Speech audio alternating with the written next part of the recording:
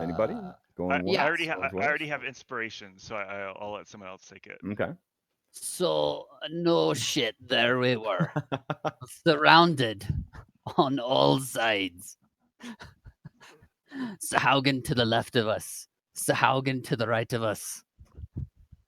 And I forgot how the rest of that goes. But, anyways, yeah. So we fought a bunch of Sahuagin. We toyed with the shark a little bit more. He's lovely, really, really lovely. We found the old Professor Oak fella we was looking for, um, and learned a little bit about what goes on in this here dungeon and how things work and some keys to open the dungeon up and it about being underwater and such. And we met this new fella. He takes a hit about as well as my other dragonborn friend, but he seems like a pretty good guy. Uh, Other than that, well, maybe we'll see what we do from here on out. Whether we stick around a little bit longer, or maybe take it to the house a little. All right. Yeah. Good job. Take DM inspiration. And let's go ahead and get started on this. Down in these flooded caverns. All right. Any questions before we jump in and get started? Any last How questions or anything? how many more zombies are currently streaming towards us, or have we dealt with all of the zombies? I think we'll find out when we jump Okay, in. Yeah, I okay, can't okay. I can't answer that one. Can't answer that one. All right.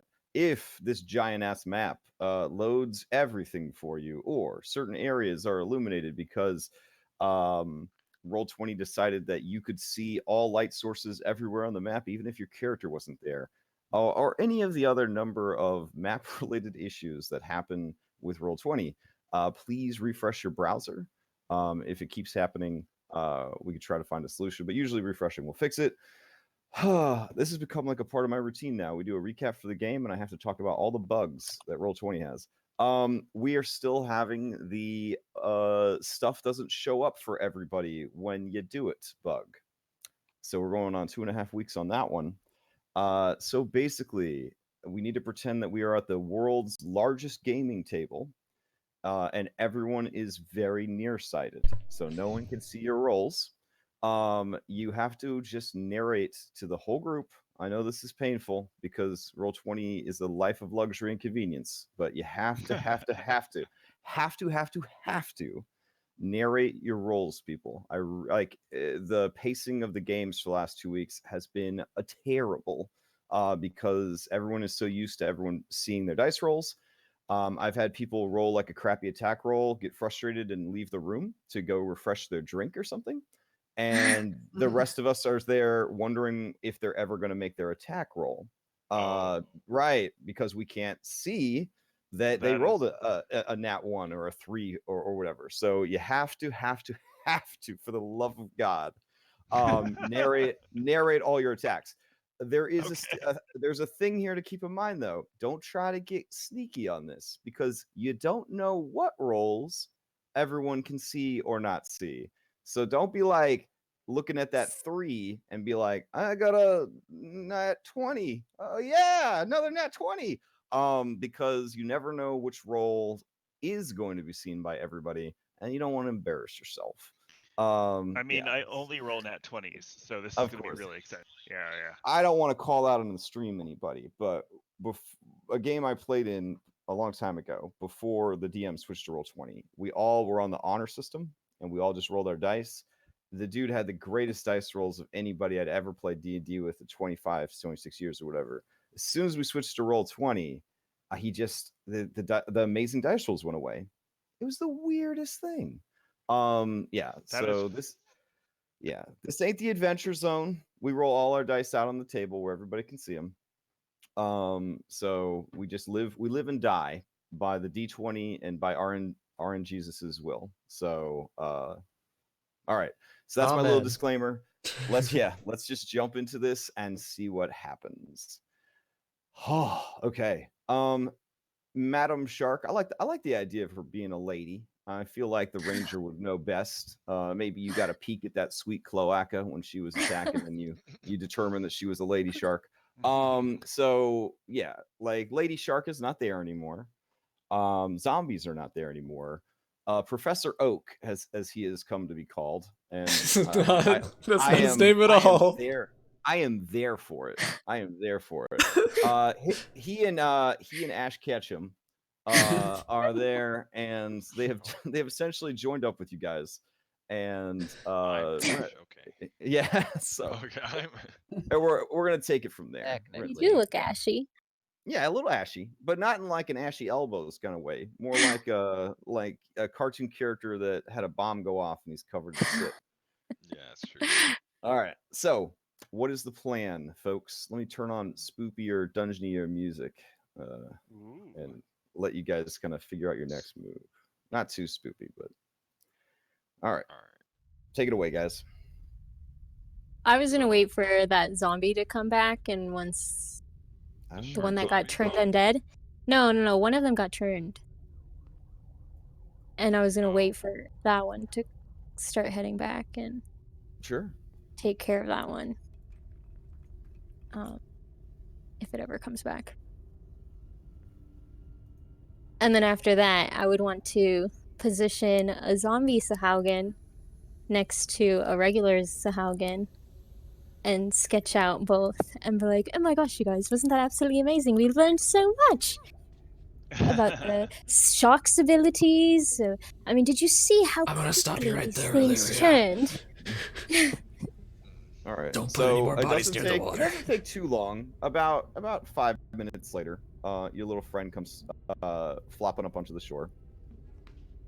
Okay. And per your request, it rolls a very I don't want to say pointless, but we'll go ahead and do it anyways. It'll roll an initiative. You were definitely waiting for it, so you could open this thing up with a shot, which would be great. Yeah, I would move my hunter's mark to him too.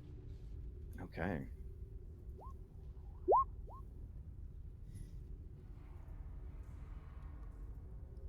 But yeah, shy of it getting some incredible crit or something like that. I hope that you guys are able to gun down this one Sahuagin zombie. But we will see how it pans out. Roll to 1. I am not paying attention. Yeah, Making sure these bodies up here are crisping up. I forgot tired to as well. I click was on like my sleeping, character. basically, I think. Illyria needs to be manually added. Got it. Yeah, Got it. sorry. All right. So an 11.1 or 11.8. There you go. Or 1/8. Yeah. Yeah. Tiebreaker on your decks. It makes a difference. Makes a difference. All right. Let's see. Yeah. So nobody's really in a hurry except Thogrim apparently. So Thogrim, what is your plan there? Just gonna, let's see, 5, 10, 15. How far is he away? Where's the minute? 45. I'm just gonna move up to about here. Mm-hmm. And going to use Sacred Flame. Oop. Okay. Yeah, so you open up a Sacred Flame on it. Dexterity save. It fails. Takes 5 points of holy damage.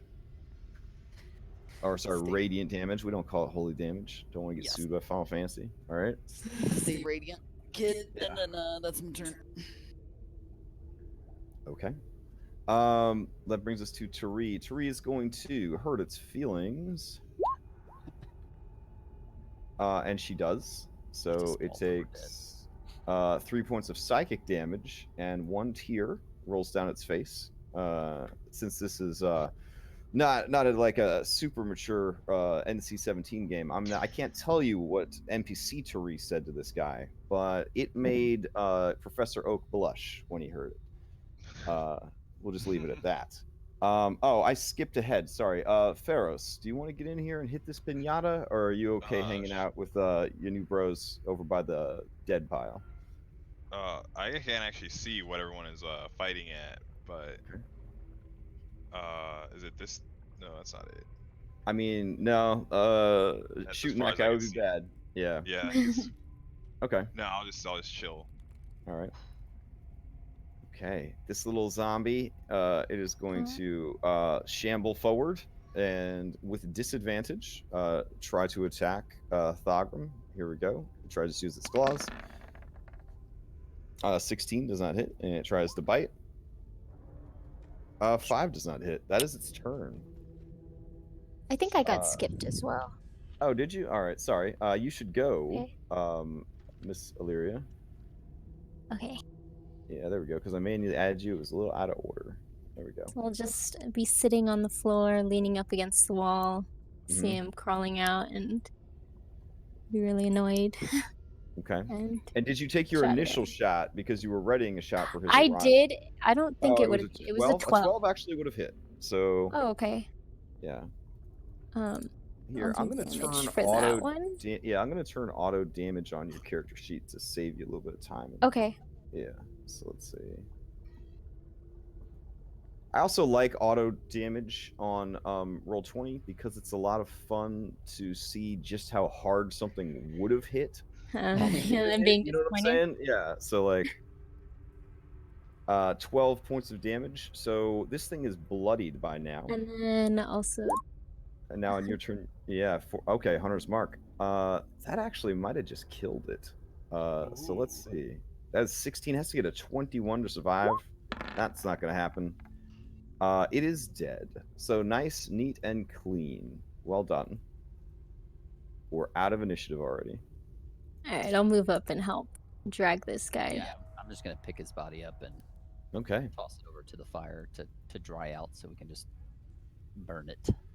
All right. I want to look at the bite marks that the shark did. Yeah, to like cause as go ahead and give me a knowledge nature. This is a beast injury. At least the part that you're examining. So I would say that it would still fall under beast for this. The necromantic parts of it would probably be outside of your expertise. Yeah. I mean, to your reckoning, a shark that big that bit anything this size would have bit it in half Straight through. or Yeah. done significantly more damage than it did, which makes you think that the creature is not bringing its full strength to bear against the creature, its target's physical bodies. Mhm. So a lot of the damage that it's dealing is probably magical in nature, and it's doing this on purpose to preserve the bodies, to make them into better servants. Which speaks to a much higher intelligence, obviously, than a shark would have, because sharks are. Well, I mean, not trying to be mean to any shark sympathizers here, but as animals go, sharks are on the pretty low end of the smartness scale. So, What would you all think about taking an hour-long rest? that sounds great. I'm bushed. And he climbs into his bedroll and he falls asleep. Wow, that was really quick. That dude was ready for that, apparently. He has no fear. When you're 60-something years old, you're ready for a nap. Okay. I mean, It's 4 o'clock. Time for bed. Yeah, I would do. Are you guys cool with like a little like hour-long nap-ish thing? Sure. Yeah, let's do it. Yeah, I'm good. Toothless will caress Buddy throughout the entirety of the nap. All right. What is that? That weird spooky sound in the background? Those are ghostly chains. No, I don't know actually. It kind of sounds like someone's in a kitchen, maybe? Is that the question, or are you asking what No, I was asking caressing a buddy? what the this thing is. Oh yeah. Wow. So yeah, since you're new, when he says that he pulls out his buddy and caresses it for an hour, that is not like a subtle way of talking about something else. It is an adorable little sailor doll. Yeah, it has a little ragdoll body and a fancy porcelain head, and its eyes seem to be painted gemstones. It is really cute. Yeah. Very. No, very you have to cute. send the eyes. You have to link in the Oh, eyes. just the cut eyes. Well, Yeah. as you are looking over at it, There we go. Theros, yeah, as you're looking over at it, you definitely feel like it is looking back at you. Oh my god. Oh. But You are just now remember, initiated into the party. He hasn't killed anyone yet. I don't. Except That's for- not. Except for Oh. maybe Wait, is Haxel. that how Yeah, you except introduce for- somebody? He's like, hey, he hasn't killed anyone yet, but you know, he's a good guy. I mean, to be fair, you can say that like a lot of people, like I haven't killed anyone yet. Yes, It's a good way to introduce yourself. it is. That's how Buddy would be introduced. But yeah. So does Okay. he have like those weird, like the flutter eyes where where it looks like it's Oh, they lays down? close. Like, Oh, or the open closed eyes. Unfortunately, they had not invented that level of doll technology when they made Buddy, or they just didn't think to do it. So yeah, his eyes are always creepily open and always watching. oh, Yeah, and they like to watch Thogrum in particular, I think. Yeah. It haunts Thogram's dreams. He's a holy man. all right. Right, it's I'm try and sorry, get a short but rest. yeah, I didn't No, mention Buddy in the ad for a reason. It's kind of like when you like see like a great like apartment for rent, and you're like, this sounds really good. Yeah, and then they're like, oh, by the way, at 2 a.m. you may see a little boy in your kitchen. Just ignore him.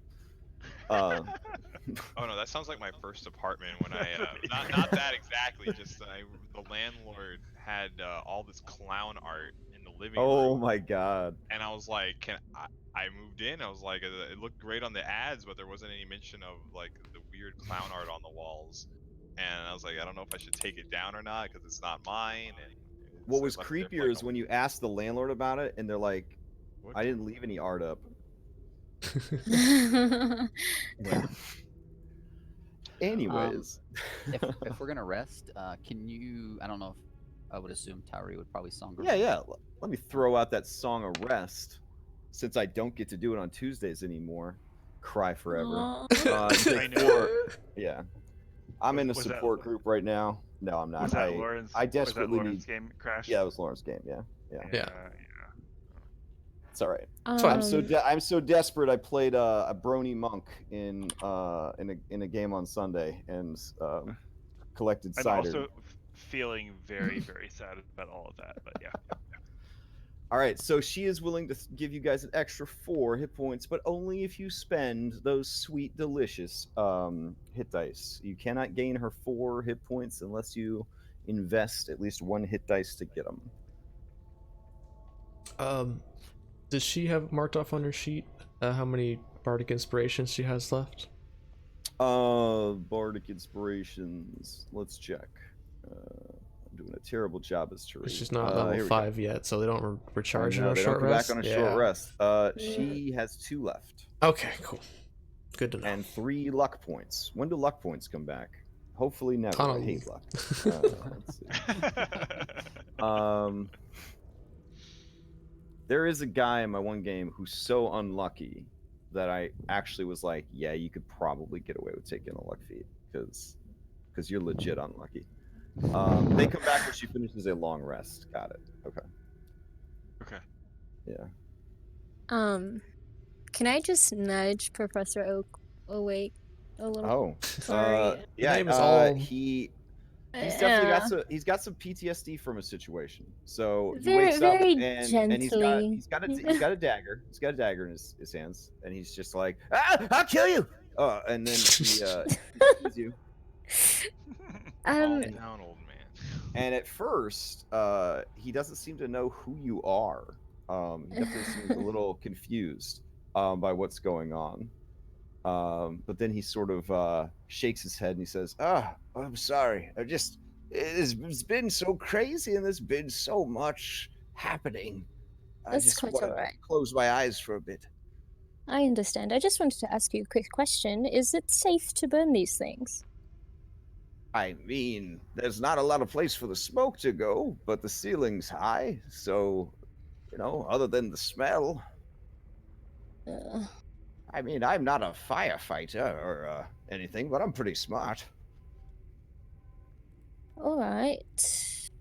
I was just worried, like, maybe they will emit some type of fume that could make us sick or Oh. something. Not that I know of. Okay. Alright, you can go back to sleep. Certainly.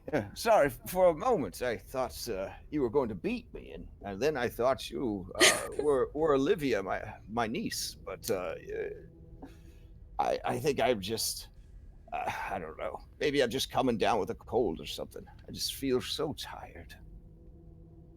Well, take a nice rest, and Yeah. I hope you never pull a dagger on your niece. I don't either, but I started sleeping with one when I managed to kind of sneak it out from under their gaze. Theros and I have been looking for an opportunity to escape. I guess it's just reflex at this point. Right. Well, it's very smart of you. Well, have a good rest, and I will kind of like tuck him in. Okay. Yeah. He ain't too proud to get a tuck in. That's fine. That's so cute. All right. That's awesome. I think Toothless would kind of like saunter. Well, he would snuggle Buddy, and he would say, "Buddy, we'll need to try and find the secrets. If you are going to go somewhere, I can take you. Where would you go?" Okay. Yeah, you don't even have to roll. He flops from your current position south and west. So South and west. yeah, Kind this of over way. here. Okay. Yeah. Cool. Toothless will relay that to the party. Is your I'm gonna- doll like a divining rod? We No. don't really know know. yet what It's it just a doll. does. It's a doll, but it does move in certain directions. Pharos, back in Daggerford, there's some nobles that are hot to trot with this new thing called a Ouija board. Wherein everybody touches a little wooden triangle and they believe it allows them to speak with the dead. Right. Obviously, as a learned, noble, with some, magic skills, you know that it's mostly hogwash. But there are spells that allow you to speak with the dead, and you have heard that there are essentially magical versions of the Ouija board. But it's your belief that most of it is these Ouija boards is just everybody sort of subconsciously moving the triangle where they want it to go, sort of a group think, shared delusion kind of deal.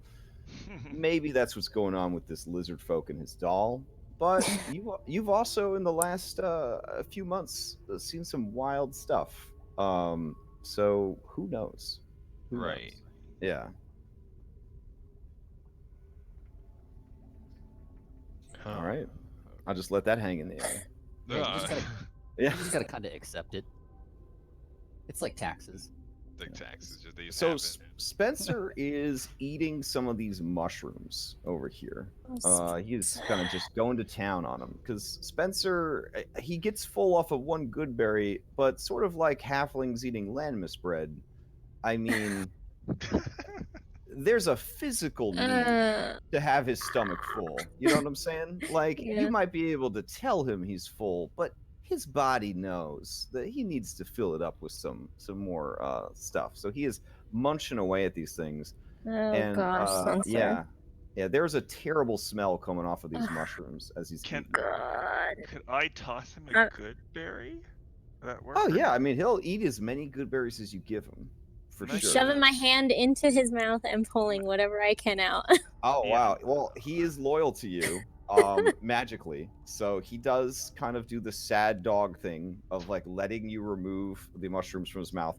They are wet and heavy and sloppy in your hands. And they quiver a little bit as you take them out. Oh gosh, I'm gonna toss him to the side and pull Okay. out. They make a squelching farting sound as they hit the ground.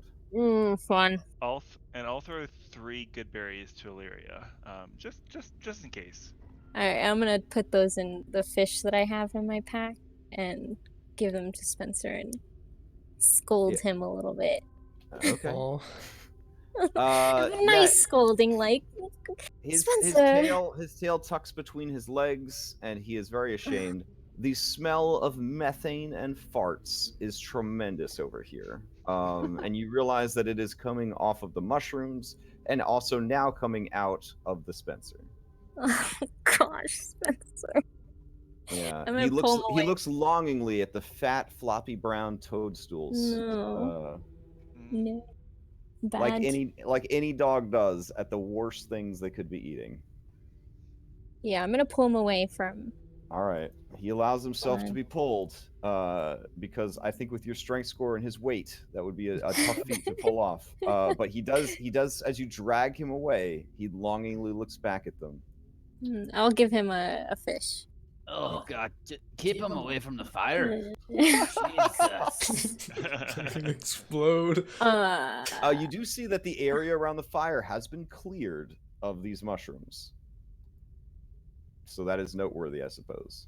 So he. You ate them said that the all. mushrooms were throbbing or pulsing? They were as he was eating them, they were quivering a bit. Even in the real world, a mushroom is sort of a plant and animal hybrid. So yeah, definitely in fantasy world they are freaky deaky.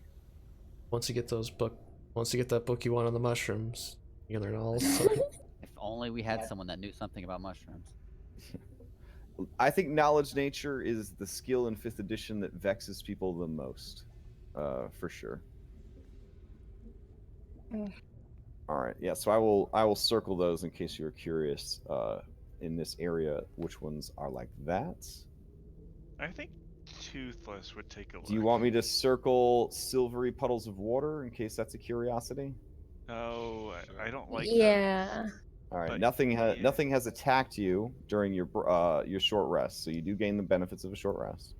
So short rest. I think Toothless would be kind of interested about the mushrooms. Okay. So he'll do like that plus a little guidance on himself. All right. He'll, like, kind of like saunter on up. Okay, so you used nature, and you got a 19 on that. All right. Yeah, you identify these as bloat patties. Bloat patties, like wet, dark caves and swamps. They naturally build up concentrations of methane gas inside them. And to prevent exploding, they release them in long, wet farts. Um, However, the spores around them are slightly explosive. So if fire does go off near them, or is lit near them, they can cause small chain reactions of explosions. The explosions are not super dangerous, probably like firecracker levels, so maybe like a D4. So not even likely to kill like a commoner, but loud and flashy for sure. They have a greasy, fatty, beefy taste. So basically, like the divest burger joint, where they scoop up the fat with the spatula and pour it back on top of the burger while it's cooking. They are very high in fat and cholesterol, but they have a sour, rotten taste. But safe to eat?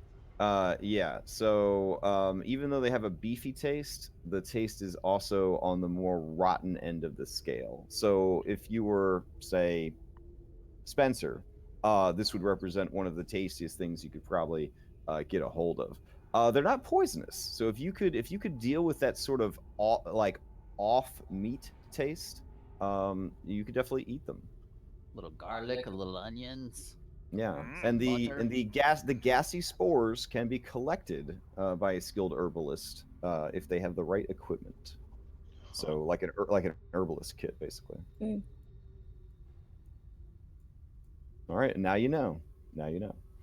While like everyone's sleeping or resting, like I don't need to rest. I'm just gonna like occasionally like burn bodies, like Okay, you just keep feeding them Slow into the burn. fire. All right. yeah, basically once the keep the fire going, but also start roasting some Sahuagin. All right. All right. And Can I grab some of the mushroom patties? Yeah, sure. Cool. Also, it's at this point, Toothless, that you remember you've been carrying around an egg sack full of babies. Yeah, there is yeah, that. and you Yep. did some underwater swimming. So this might be I don't know if you want to check on them at this point or if you're just going to be like, damn. Yeah, so I don't know I don't know what you want to do with that. I think he's definitely excited about the fact that they Mhm. might be born. Okay. Yeah, so you kind of open up your backpack and your backpack is crawling with spiders. He immediately gives them the insects that he has been collecting for Okay. a little while. All right. They look up at Papa. Oh gosh. Oh Yeah. gosh. He'll cast Speak with Animals, and he'll say, "Man, you said Papa." No, I mean they don't actually speak, but they kind of give you that hungry look of like, yeah. But if you're gonna speak with them, they would speak. Do you want to speak Yeah. with them? Yeah, Okay. he would say. All of them, one at a time. Well, they Father! are effectively a swarm of Yeah. baby spiders. Like the Yeah, delightful children from down the lane, kind of. yeah. They Yeah. honestly they were just born a couple hours ago and have just been sort of living in your bag, eating their webbing, eating the weaker babies that they could find because spiders. Um, yeah, they honestly they're babies, so they don't really have a lot to say. They're hungry, they're confused, they're scared because they have little soft, squishy bodies because they haven't grown their carapaces yet. Um, yeah, they are vulnerable, hungry, and frightened. Uh, And so a I. lot of apparently a lot of them drowned because you brought them underwater. So Yeah. yeah. Poor little guys and girls. Um, I think Toothless would say, food and safety. We will make sure that you prosper. Okay. Eat. Like Yeah, really so simple, really simple stuff. I think. okay, so yeah, they're going to town on all them bugs you had. And insects are a little bit harder to drown than other things. And in fifth edition, it's hard to drown anything, honestly. So yeah, your baby spiders are just kind of eating their stuff, and there's a lot of infighting. Spiders don't have an alignment, but I think if they did, a lot of them would be neutral evil. Yeah, so they're not nice to each other by any stretch of the imagination. They steal food from each other. They kind of bite at each other. They haven't learned any cuss words yet, but they have angry intentions towards their siblings. Hmm. Yeah, so that's happening. Yeah. All right. Welcome to Toothless, everyone. You collect a lot of things, don't you? Such a druid thing to do. Yeah. He's like kind of like feeding the spiders. He's like consulting Buddy when he feels like he needs to, and he'll stop talking and let other Now, I people do will stuff. say that this cavern does have its own like small ecosystem. So like this wouldn't be the worst place for a bunch of spiders to grow up. So if you just wanted to be Oh. there for the miracle of birth and kind of witness it, and now you want to know what to do with them, this would be an appropriate this could be an appropriate place to leave them. Probably a better chance of survival than being let loose in the marshes because You can let there's them all less. go, and map out the place, and then recall them back somehow. And Man, that's tough. I think for the moment he'll feed them, and Mhm. we can figure out what to do with them next. Okay. Mm. So for now, they will go back into they will live in your backpack. Yes. All right. So, anything else going on? Yeah, if Thogrum wasn't creeped out enough, he's even more so creeped out now by the fact Yeah, that there's a lot of spiders in his backpack. that's fair. That's yeah, fair. same. Yeah, I mean that seems very reasonable. And to make it, Oh no! to make it even worse, like Oh, one God. one of the little spiders is, has kind of snuck away from the rest. And as you look over at your friend Buddy Thogrum, you do see that there's just one spider just crawling across his face. Yeah, kind of inspecting him, his mouth, his eyes, that kind of thing. You blink your eyes, Thogrum, like in just horror, and when you look back, the spider is gone. I don't like that. He's just thinking to Yeah. himself, it ate the spider. It ate the spider. It's the spider's dead. It ate it. Yeah. All right. So that's happening. All right. Hmm. So, do we You're- decide if we're going to go deeper or we're gonna leave the cavern? Because I've been down here for a while myself.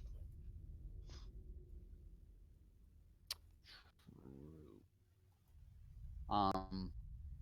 So I mean, can we really go much farther? I mean, maybe we check out the rest of this place, and then maybe we get see if old Oak here would be accepting to leave.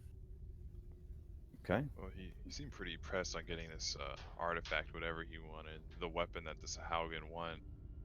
But what's the worst that could happen if they get it? I mean, we can if we can carry off a key or two, we maybe we can keep them from opening it up for a little while. Might be able to slow them down. Yeah, More than likely, though, least it long makes enough. us a target for them. If they can't make another key, they will come the key that we have. Yeah, so Crash. Thogrum, as a forge priest, you know that a popular spell among priests of Gond that they get paid a lot of money to cast is Locate Object. Yeah, so you do know that it's well within the realm of possibility that they, especially if they are aware of these things and if they've been in communication via sending, and all that, that is a possibility. They have priestesses on their team, as it were. Yeah. So yeah, that does kind of occur to you. But it may give us more time. Yeah. Yeah. We know most likely they're on their way. This last message was sent, he said earlier today, so we took a long rest, then we came and fought these guys, so.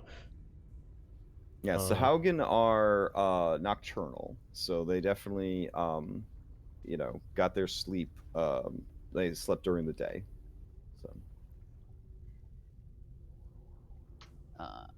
Yeah, and I don't know if we're really so much equipped to deal with some stuff that's in this place, namely like the shark, or maybe what's closer to the entrance to the dungeon or the area where this weapon is located. Because as being a person here who, and he's just gonna raise his hand, who's been bitten by the large Fokov shark, I don't particularly enjoy it, and I don't think anyone else would. Oh, okay.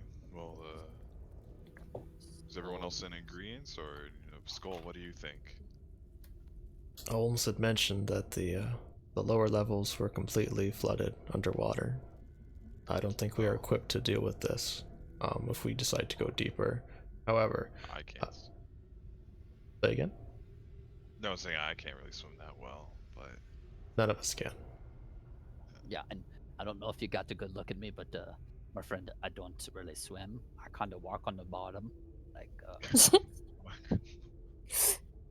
And Crash, I forget, but if we're gonna go talk to old, Ocam, I feel like there were some doors that we haven't, or like areas we haven't really yet explored that wouldn't require swimming, but maybe I'm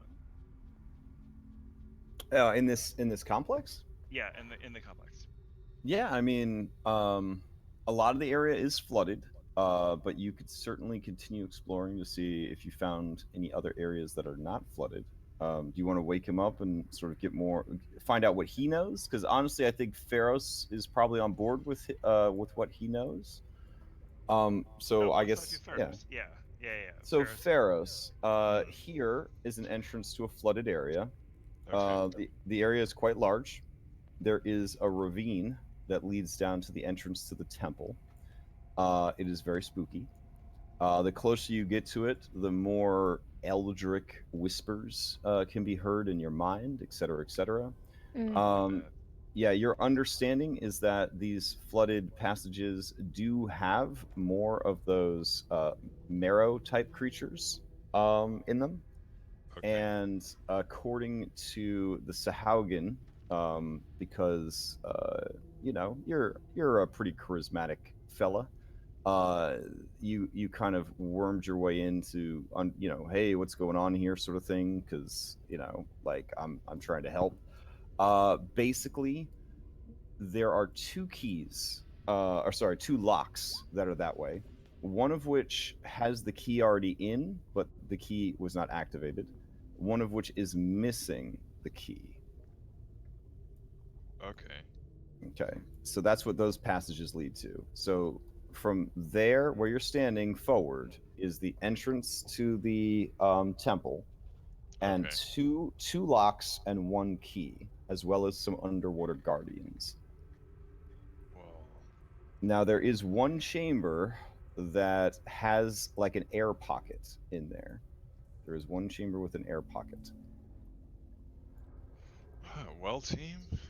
Yeah, kind of regards the group. It's like, do you want to come back or That's leave this really all place we to the needed to know is that if there was a place to breathe there. If there wasn't, there would be no point in going there is forth. an air pocket. I like relay this information. It's like, yeah, you could go down through the thing. There's two locks and a key down that way.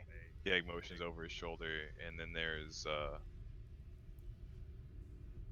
more of the marrow down that way also. Those like weird sea turtle things. The like guardian. We saw a few corpses at the entrance. How Yeah. many? Buddy hears the word marrow and like starts to like chomp his teeth. Whoa, But whoa, whoa, he's whoa, either whoa. He's actually a doll. chomping.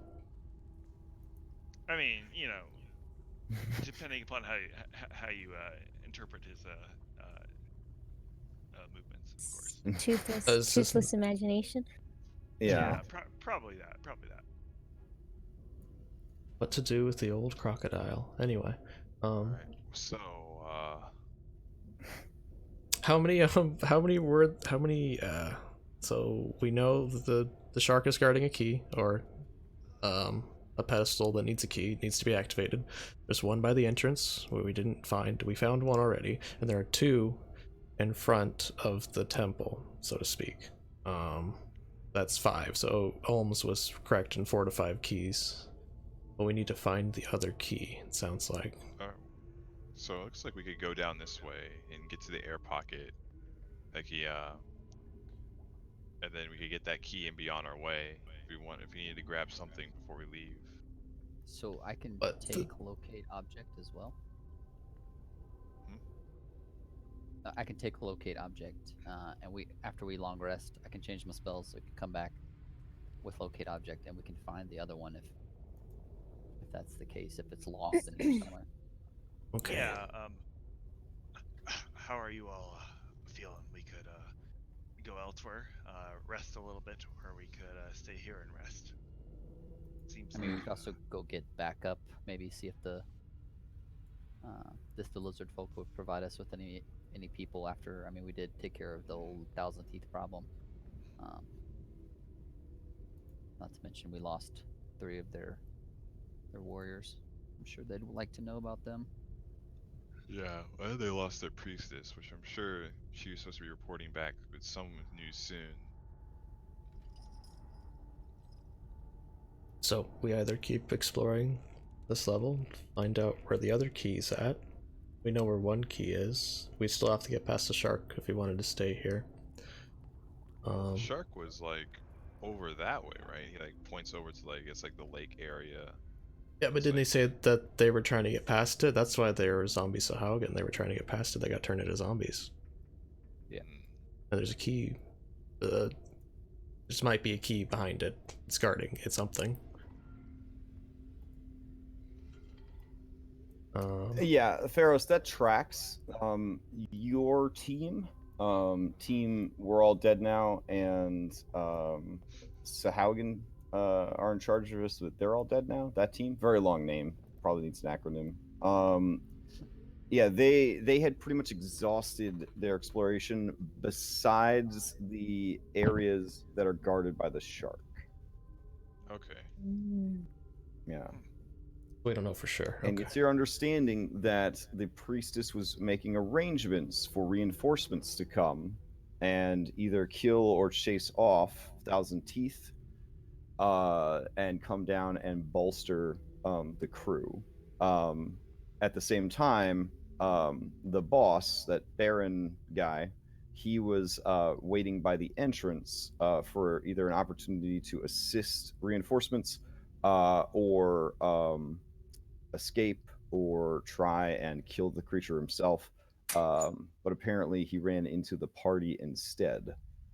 And Okay. yeah. All right. Okay, so I recommend we do the rest. We explore down this passageway until we meet the shark, and then if the shark comes this way, we'll get out of there. I don't think the shark can get over in this direction. I think he's kind of like waterlocked over here. And I'm just going to kind of point basically to the right of this map. I think he's kind of waterlocked over that way. I don't know if these two conjoin somehow, but judging by like the cave structure, it doesn't seem like it works. But I could be wrong. I agree, and I like it. We should keep the old man safe. We should stay away from the shark, and we should rest as long as we need to. Fair. And Gabe, I double checked the crash. We Toothless like starts smoking a cigarette because he's really feeling nervous. Okay. Yeah, we can't. I don't rest, think we so- can. we can't long rest rest until basically tomorrow. So yeah. Well, again, it's just a mitigating factor for gameplay is to, like, you could short rest technically as much as you're able to, but a long rest is something that can only, or you gain the benefit of once per 24-hour period. And in theory, we could like chill down here for like 24 for hours. 24 like hours. The real world equivalent would be it doesn't matter how much free time you have and you're like, I'm just going to sleep until I feel better. Like eventually your body's like, I have enough rest. Like I can't rest anymore. I'm not going to, you're not going to really gain any more benefits from this. You might just have depression if you're sleeping this much, kind of thing. But yeah, you guys could certainly just chill and basically wait out the clock, and then gain the benefits of a long rest. But it would be some time to do so. So I think doing that down here, we risk them showing up and Right. And who knows the size of their forces, and we're just stuck down here. I think at least if we go to town, deal with that. I mean, for lack of a better term, turn the Thousand Teeth quest in, and then come back. Maybe a little bit stronger. Maybe Okay. definitely stronger than we were at least. But so maybe like kind of going back to the lizard folk, kind of letting them know what we did and coming back. Yeah. Does that sound good? yeah, like just updating them on the situation, and then see if maybe they can provide us with some support, because in all actuality, this kind of means a lot to them too, because we're sticking it to the Sahuagin, and I'm sure they would have an invested interest in sticking it to the Sahuagin. Yeah, I like that. Okay. They call in maybe a favor or two in town.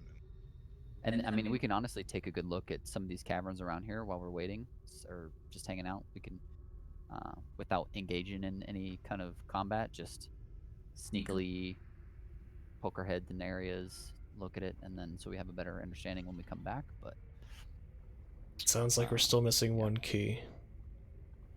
yeah, I mean, we can find that key whenever we come back. I can sleep and take locate object, and then we can find it. But or we can maybe we'll find it by poking our head around. That's what I mean. Yeah, if we want to spend any time searching now, we could collect it. Yeah. But I like that thought, Grim. So what I'm kind of hearing is we're gonna like go chill with like the lizard people, kind of take our elderly Oaken dude, and then we'll come back tomorrow. Sounds good. Yeah, I mean that works for me.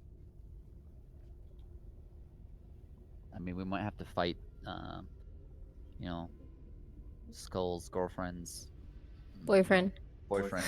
We don't know that yet. Oh, that's right. You didn't know. No one knew any about that. You're speaking out of character. Yeah.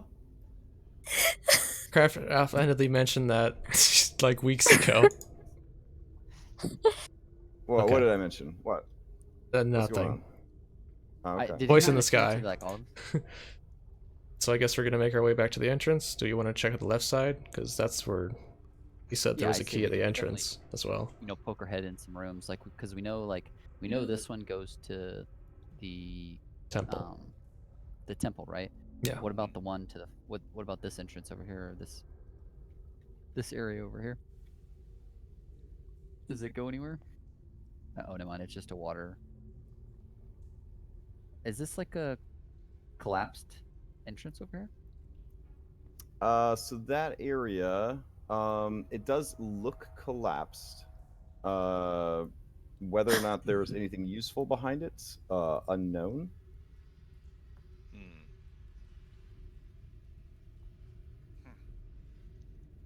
Other than that, it looks like a dead end, though. Okay. Yeah. Okay. Well. So how deep does like the water get like over like here? Like how deep are we talking? It is a flooded passageway. So basically, the ceiling is probably about 15 feet, but from floor to ceiling, wall to wall, it is water past that line.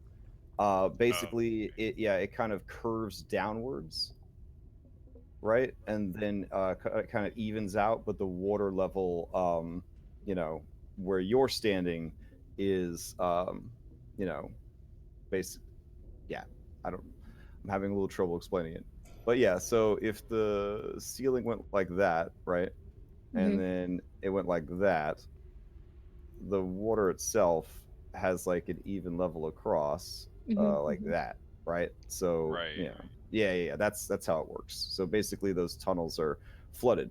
Now the room that I'm referencing that has the air pocket, it would be like that, but then you come up into a room where the ceiling is high enough that some air is trapped above like the tunnel. So it would be sort of that situation where the ceiling rises up enough, but the water level stays consistent, so you could pop your head up and get air. Yeah. Oh, makes no sense. Anyone particularly a depth swimmer or like eyes the like crocodile? Oh yeah, there's definitely some good swimmers in the group.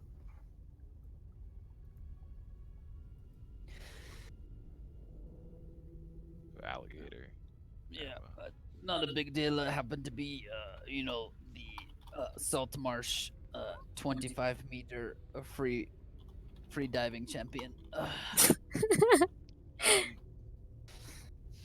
So if you all are cool with it, I think Toothless would kind of like saunter into the water and turn into a giant octopus. Which Well, hopefully isn't terrifying. didn't know I could do that.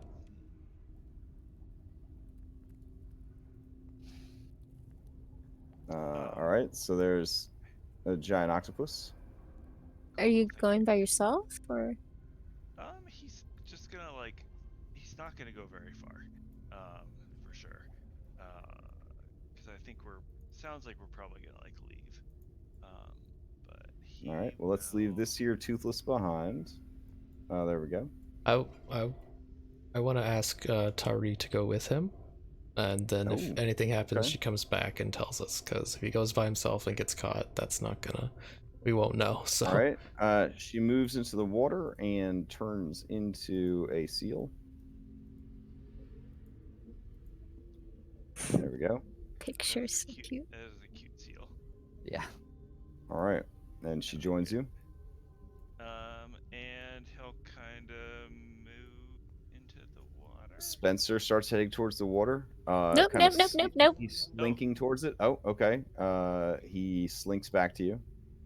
Nope. So no Spencer. Okay. Well, be careful. All right, so up ahead, the passage branches to the left twice, or it goes forward, and then 2 more passages. I mean, you are at a huge intersection of potential routes that you could take. You also see a very deep ravine up ahead, as was described to you by Pharos. I think we need to be careful. So I think the octopus will kind of come back up. Oh, okay. And kind of turn into back to the sort of human-y thing. All right, you're gonna turn back into Toothless then? All right. Yeah, I think so.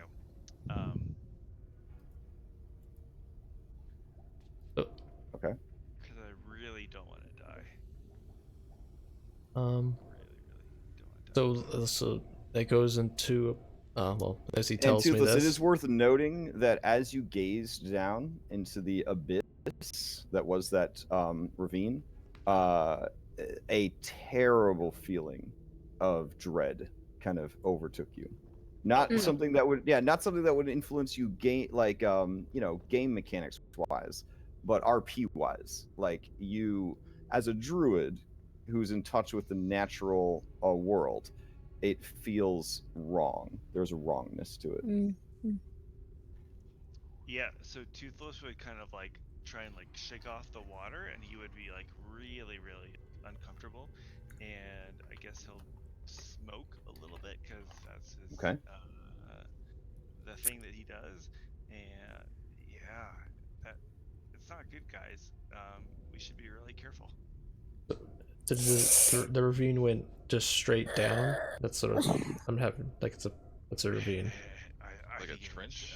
Like a down. Yeah. It's like another map. I play way too much Minecraft with my kiddo. It would definitely lead to another map. A ravine basically is like just a trench, a cliff. So let me draw it on your guys' layer. Let's see.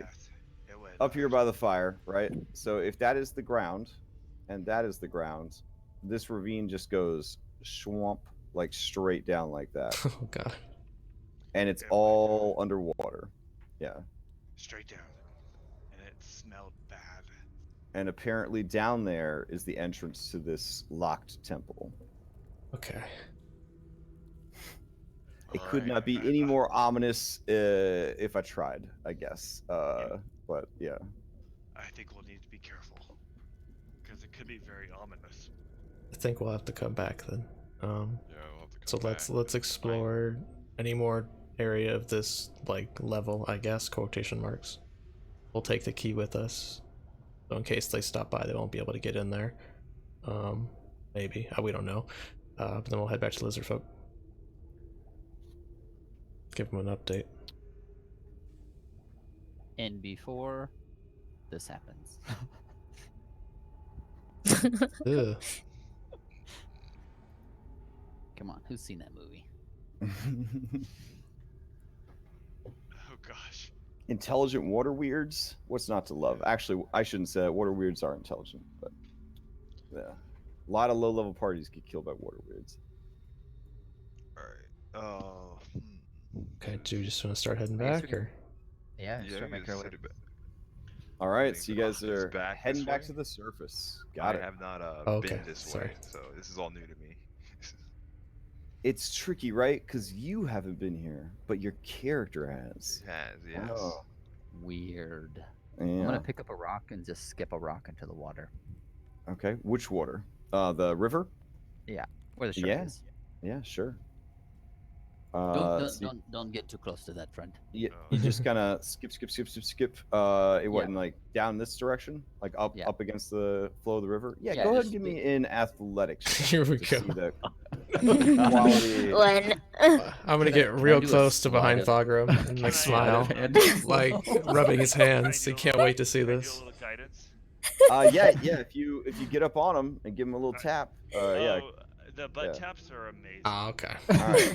That's good enough. So yeah, 16. Yeah, it skips quite a bit. Just down the way.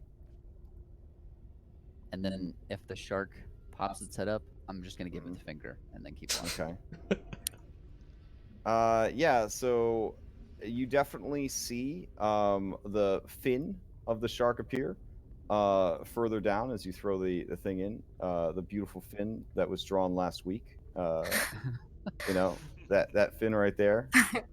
Yeah. And she kind of inspects the rock and then dips back under the water. What if we electrocute the water? Ooh. It's very definity. Mhm. Stupid shark. I fucking hate sharks. Spiders. We Stuffed witch bolt animals. the water, and I guess I'll wake up Professor Oak. Oh yeah. then Everyone's leaving him. Hey. Is it time? Did you find the key? Are we going to unlock the temple and prevent the Sahuagin from getting their weapon? Oh, all in due time. I think we're gonna need some help. She who hungers in the depths, she's coming. And he kind of grabs a hold of you in a very panicked way. His eyes are wide and bloodshot. The pupils are heavily dilated. Did you hear me? She who hungers in the deep. She Yes. wakes soon, and they prepare for her arrival. She needs all the keys to escape, or No, she slumbers in the great depths. This is but a trinket they wish to lay before her. well, that's quite alarming information. Professor, could you be a little less creepy? Well, unfortunately, you guys are all over there. This is just, I believe, Oh, yes. Olivia and Oakham that are having this conversation. Yeah. I'm gonna put my hand around his shoulder Toothless would at least and be over here. Yeah. kind of like usher him Yeah. to the group. He rolls up his bedroll and he packs it away. And then he will come with you guys. And he says, "We should probably put the fire out. You know, leave things the way you found them." It's very true. I'll kick some dirt over Okay. the fire. All right. Does he come off as a little bit insane? He definitely comes off as an obsessed academic, which I think a lot of people would say is pretty insane. He also studies Eldritch architecture, which is a pretty insane discipline. He definitely has like a Lovecraftian feel to him, for sure. Okay. I'll have Spencer on the other side of him. Here you go, Mr. Toothless. I found your little dolly. He was back over by the water. What was he doing? Was he Just staring with these glassy eyes of his. Probably, Thank you you know, my imagination, but he sure looked like he was really giving it a hard look. He does it from time to time. And Toothless would kind of like hold his hand out, I guess. He's a squirmy fellow, isn't he? Hey, you got something in there, I guess. And he hands it back to you. Hmm. Thank you for my doll. He's lovely. Mm-hmm. Can I just tell Skull what? Toothless, he does feel a little squirmy in your hand. It's a spider. Or is it? No. Can I tell Skull what? Yeah. Like, Yeah, you have full player agency. I'm not censoring you. Go for it. and is the squirminess unsettling, or like? I mean, if it, you know, for you, I'd say it's comforting. Okay, cool. Okay. I think whatever is being released doesn't need the keys to be released. And that could pose problem. Like, what if we come back and they don't truly care about the weapon? Well, if you explain everything he just told you, well, Yeah, if yeah. they just want to get the weapon as a tribute to whatever's coming. They seemed to mention as much when we were fighting him the first time, and how they were longing for release in order to be devoured by something. I think those two are linked for sure. We'll just have to come back and see. But he mentioned the Great Deeps. I don't think that's anywhere near here. It's probably in the big water.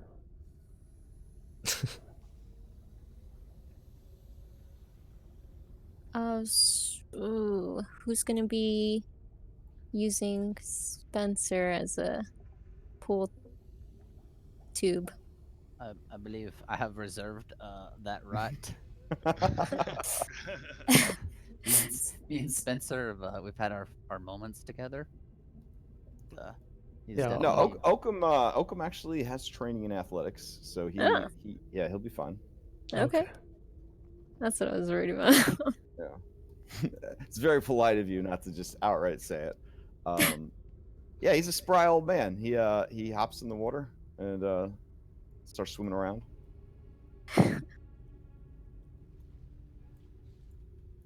All right, so you guys slowly but surely begin making your way back towards the exit.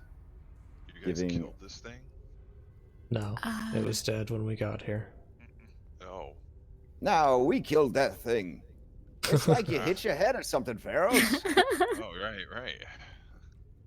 Are we taking one key or two keys? Well, we only have one. I do Well, they want to said check that the there left was side one of the in here. entrance. There's this one, I think, and I'm gonna get it out of my cleverly disguised thing that I put here. Cleverly disguised. Oh, shit! I deleted it. Like you piled a bunch of seaweed. vines on it. I accidentally deleted it too. So rope? Did you just put rope on top of it? Oh, it's seaweed, moss. What's all the stuff in here? I accidentally deleted it though, Crash. I'm sorry. Look, Mr. Skull, I'm gonna have to say that you should not be in charge of the egg hunt for Saltmarsh this year, because it was pretty obvious where that one was. Wasn't there an orb? Didn't he say that there was an orb in the octopus? Yeah. Originally there was. Okay. And then that's the one you're looking at right now. They killed the octopus, got the orb, swam down to the bottom of the lake, put it in place, and it's all starting to connect for him that this is the orb. Yeah. And he has a scowly face on. Yeah, because we broke it. Are you telling me that you broke the seal and that poor seal died for nothing?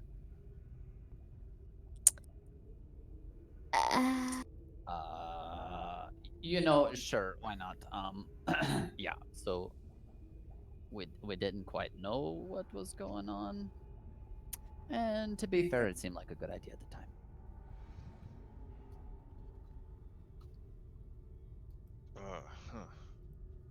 All right, you should be able to move it now. So it is 5 feet across. So have fun with that. I will take one of the nets that I still have, and I'll wrap it around it. Crash to help carry it. I thought I Sorry, I thought I identified it last Mhm. week. Did I not, or did I identify something else? Oh yeah, you identified it as a key. And is it like, does it give me any idea of like this thing having like magical properties, or is this something like, is it like a fucking base? You know what I mean? It has I mean, it's magical for sure. It is powerful but very focused magic. It is a key that is placed in a lock and then activated via a ritual involving the blood of sea elves. Okay. Yeah. So it's not like being as strong as it is, it would be very hard to destroy it. Yeah. But it's not something that could be easily duplicated in order to. Oh yeah. I mean, you'd have to be digging deep into some eldritch magic at that point. Okay. So the plan then is we're gonna take this key, and we're gonna take it with us. Yes. And then, since they need all the keys, they won't be able to open the temple. Right. All right. That's all the right. plan. And that seems pretty solid as far as keeping them from getting what they're after.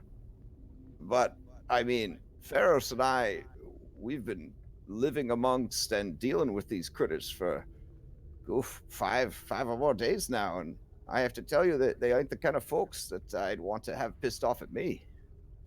Well, they already hate the lizard folk, so I mean, at least we can seek refuge with the lizard folk for a little while, and then, I mean, they're already attacking them, so.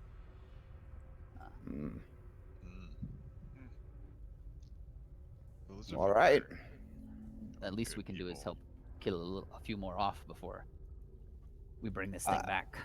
I bow to your priestly wisdom, Fireforge. Hey, thanks. And I'm gonna shoot him finger guns. Okay. Oh, he dies. We don't get the press award. That. You know firearms are outlawed on the Sword Coast, then. Oh, and I'm gonna put him away. Holster those things. Yeah, he gives you a sly wink. But he gave me the wink and the gun. Well, Pharaohs, you're going to be a rich dragonborn when we get back to town.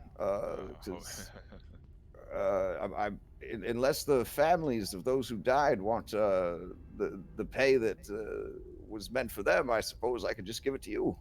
I'll take that. Thank you. Was that back at Daggerford or Saltmarsh? We have a quest to bring back to Saltmarsh. It's from Saltmarsh. Saltmarsh. Oh. Oh, my poor niece. She's probably worried sick about me. We'll get you back to your family, old man. All right, so you guys slowly but surely are making your way back out of this place. It is a spooktacular, slimy and gross, overgrown with fungus. I'm gonna make a little NPC stack here because I am tired of carrying these two around. All right, cool.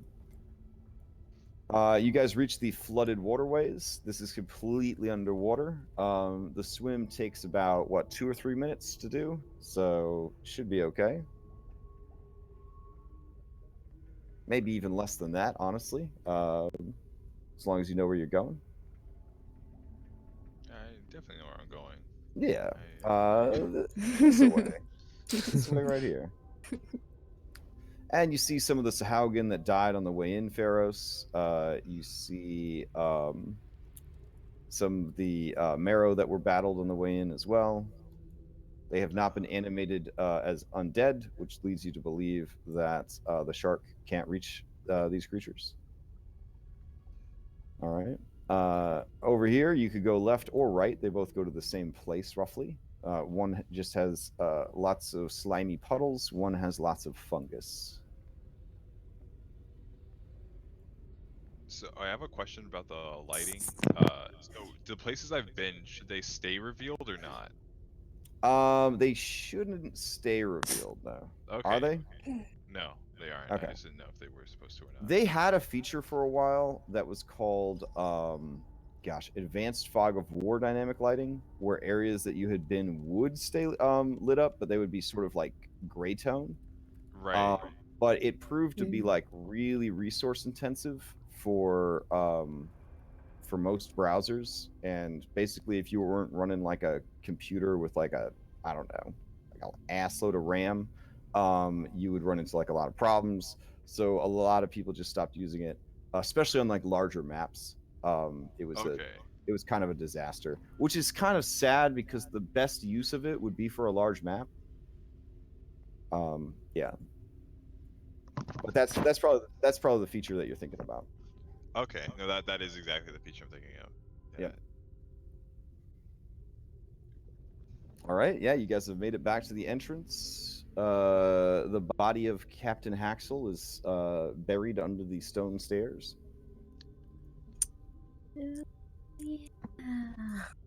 Right. Yeah. So before we leave, do we want to check out over here? Because I said a key was on that side, the entrance. So I'm going to explain my I guess lack of armor as it's it's all in tatters and it's gotten old since I've been down here. And yeah, no, the octopus just straight destroyed it. I don't know. Yeah, it was a rough fight for sure. So I'll express some dissatisfaction, saying I need new clothes. All right. Oh, if you so guys want to explore this side passage, you can. The water situation, is this place kind of flooded now? Or is it kind of died down? Because there's a storm going. Yeah. Yeah, it is not flooded in a dangerous way, but you can assume that everything here has a couple inches of water in it. Okay. And is it still steadily coming down is the storm still going on? Let me check the calendar. All right, 7 p.m. on 26th, and then you guys took a short rest, so it's 8 p.m. at this point. Let's see. Anyways, while I'm looking that up, you guys can start exploring that waterway if you'd like. I've got my eyes on you in 2 different monitors. Who's this? Why is it so bloody right here? This is. Well, yeah, you guys want to explain your? Yeah, there you go. I guess that summed it up pretty quick. Yeah, he'll kind of grab Buddy and he'll start diving in. Okay.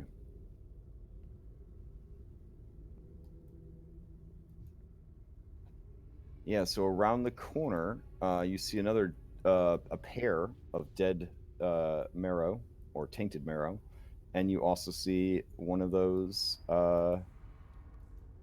keys. I think you see it. Oh wait, I don't see it yet. Oh, hold on. I had to remove it because there was a bug with dynamically lit objects. Okay, there it is. Yeah, so it is lit and going. All of you that are in this passage right now, you are underwater. You are completely submerged. Grab the key. Oh, okay. I'm gonna. Okay.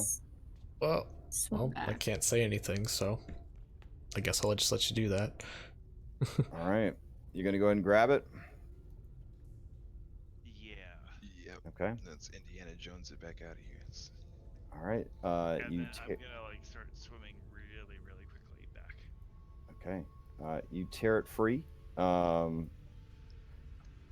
and bring it back. As you do, you definitely hear Toothless, sort of a pleading cry, as you take it away.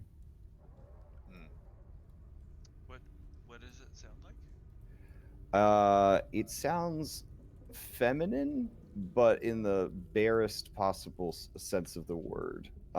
Mostly it just sounds monstrous, like a monstrous scream of loss as you take it away.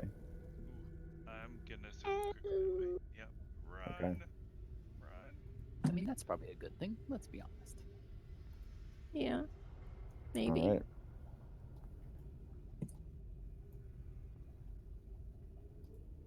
So I'm just down here to assist the. So when we come back, we'll need to pick up some more sea elves to kill and activate all these things again. Cool. Olms, how much load did you have? You said you had some piles up to. Yeah, I filled my water skins, which has been problematic since nobody would share their water with me except Pharos, and I felt bad taking his. I was drinking out of those puddles, so. But I have 2 wine skins or water skins with sea elf blood. I haven't had any way to really keep it, so it's probably going pretty bad at this point. He kind of unstoppers it and gives a sniff and like screws up his face. Oh yeah, it's pretty bad. It's very humid down here, you know. So we have Toothless got the other key and it's like swimming back, or That's what Yeah. it sounds like. Yeah. cool. Very These fast. keys are a large enough object that you will have to track their miniatures yourself. They are too big to inventory. I'm just here to make sure nothing He is super hauling bad back. happens.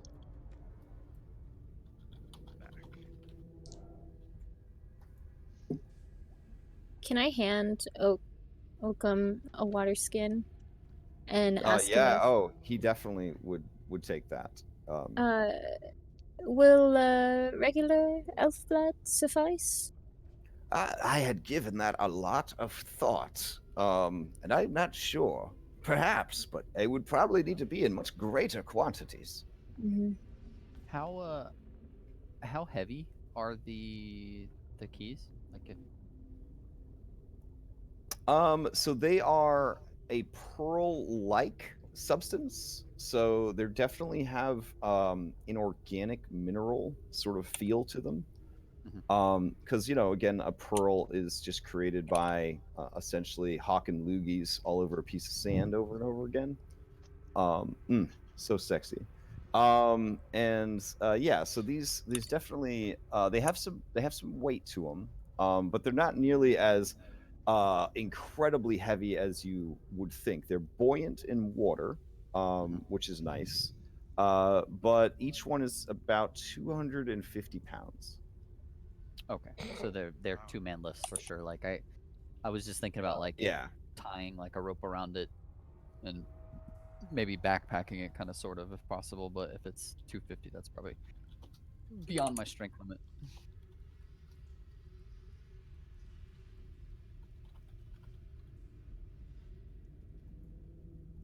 All right. Well, you are the proud owner of 2 of these objects.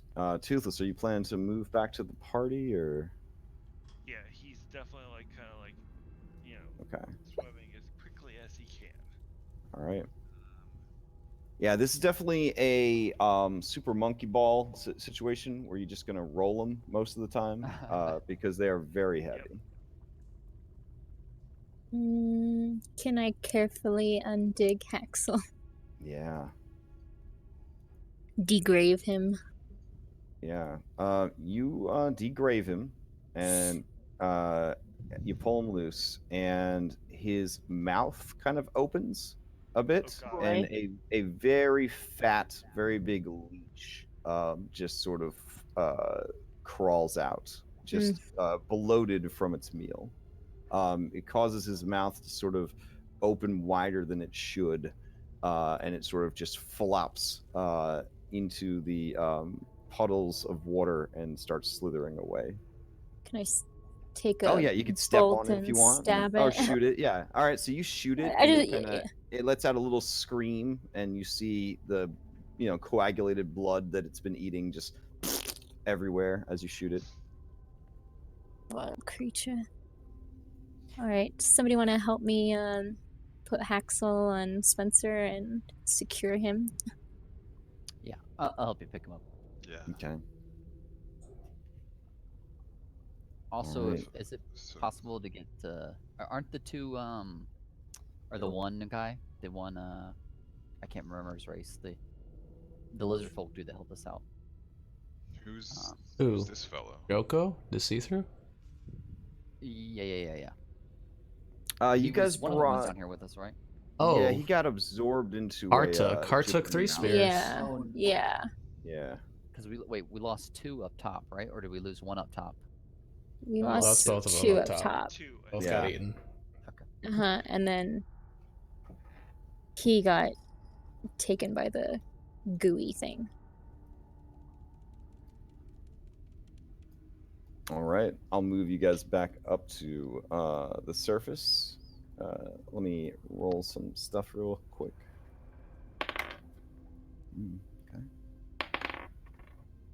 Okay. That sounds promising.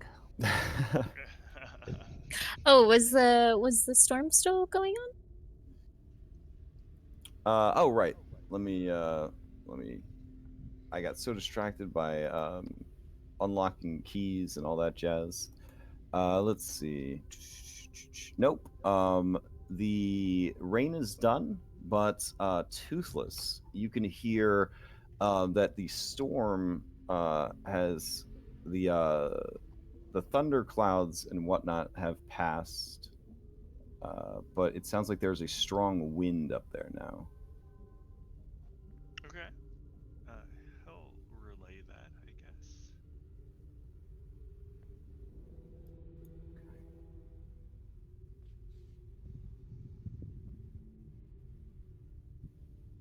Like, I think we can probably go upstairs.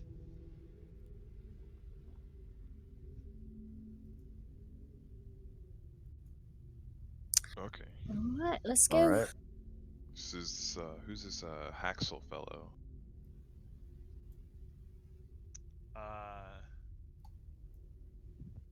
He died. He used to be a slave. He was one of our slaves. We He we was, tend to keep slaves around for like menial tasks. No, he was, actually, Axel was a good friend of ours. Man meat. I was saying very cost efficient of you, but Yeah, it was coming payment time, and see, we didn't quite have the funds available. So Oh dang. no, Axel used to be our traveling companion, and he met a pretty untimely end. Yes, if you bards shouldn't go running into combat. Hopefully, future bards will benefit from that education. Yeah. OOC. Dude went to the Renaissance Festival with his family and was way too tired to be playing Dungeons and Dragons in a dangerous environment and was like, I'm going to check this out. When everybody else was like, we're going to take dodge actions and be very careful. And then he got ambushed, and that was that. So, yeah. All right. We'll move you guys back to the surface. You climb the pseudo staircase that exists and exit back onto the island that Thousand Teeth had claimed as his lair. The first thing that you notice, Illyria and Toothless, is that the corpses of the giant snake, the two giant snakes, and of Thousand Tooth are not there. Are there any marks like You tracks? could certainly do a little CSI work, or a DRI, Druid Ranger Investigation work. Do it. All right, Yeah, let's. I think we should definitely do that. You guys can each do your own investigation check, or one of you could do an investigation check with advantage. Or if you'd like, anybody that wants to do an investigation check could certainly try to figure out what's going on. I will just take into account whether or not you're trained and what sort of class and background you have to determine what sort of information you're able to glean from what happened. Because after 25 plus years, I get tired of seeing the sage background Wizrobe fail a knowledge check so that the 6 intelligence barbarian can nat 20 the knowledge check and be like, well, actually, this is what it is. All right, I will. Oh, okay. I I guess nobody else needs to bother. All right, so a 29 investigation. You are 100% confident that a black dragon, that's how good your investigation check was, What? has come by the area and essentially taken it with him. Yeah, See he the weighs claw Or marks her. in the ground? Or her, yes. So there are claw marks in the ground. There are small amounts of acid damage in the area, indicating that it likely didn't use a breath weapon, but simply maybe got its drool everywhere. Based on the size that you're seeing, this was easily a large, possibly huge specimen.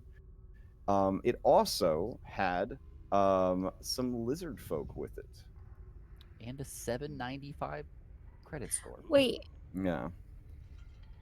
Yeah. Okay. Yeah, there were lizard folk in the area. And Toothless, can you come into private chat real quick? I will do my Secret best. meeting? Yep.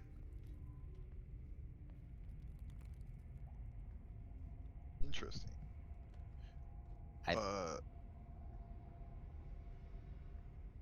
I bet the lizard folk leader has something to do with this.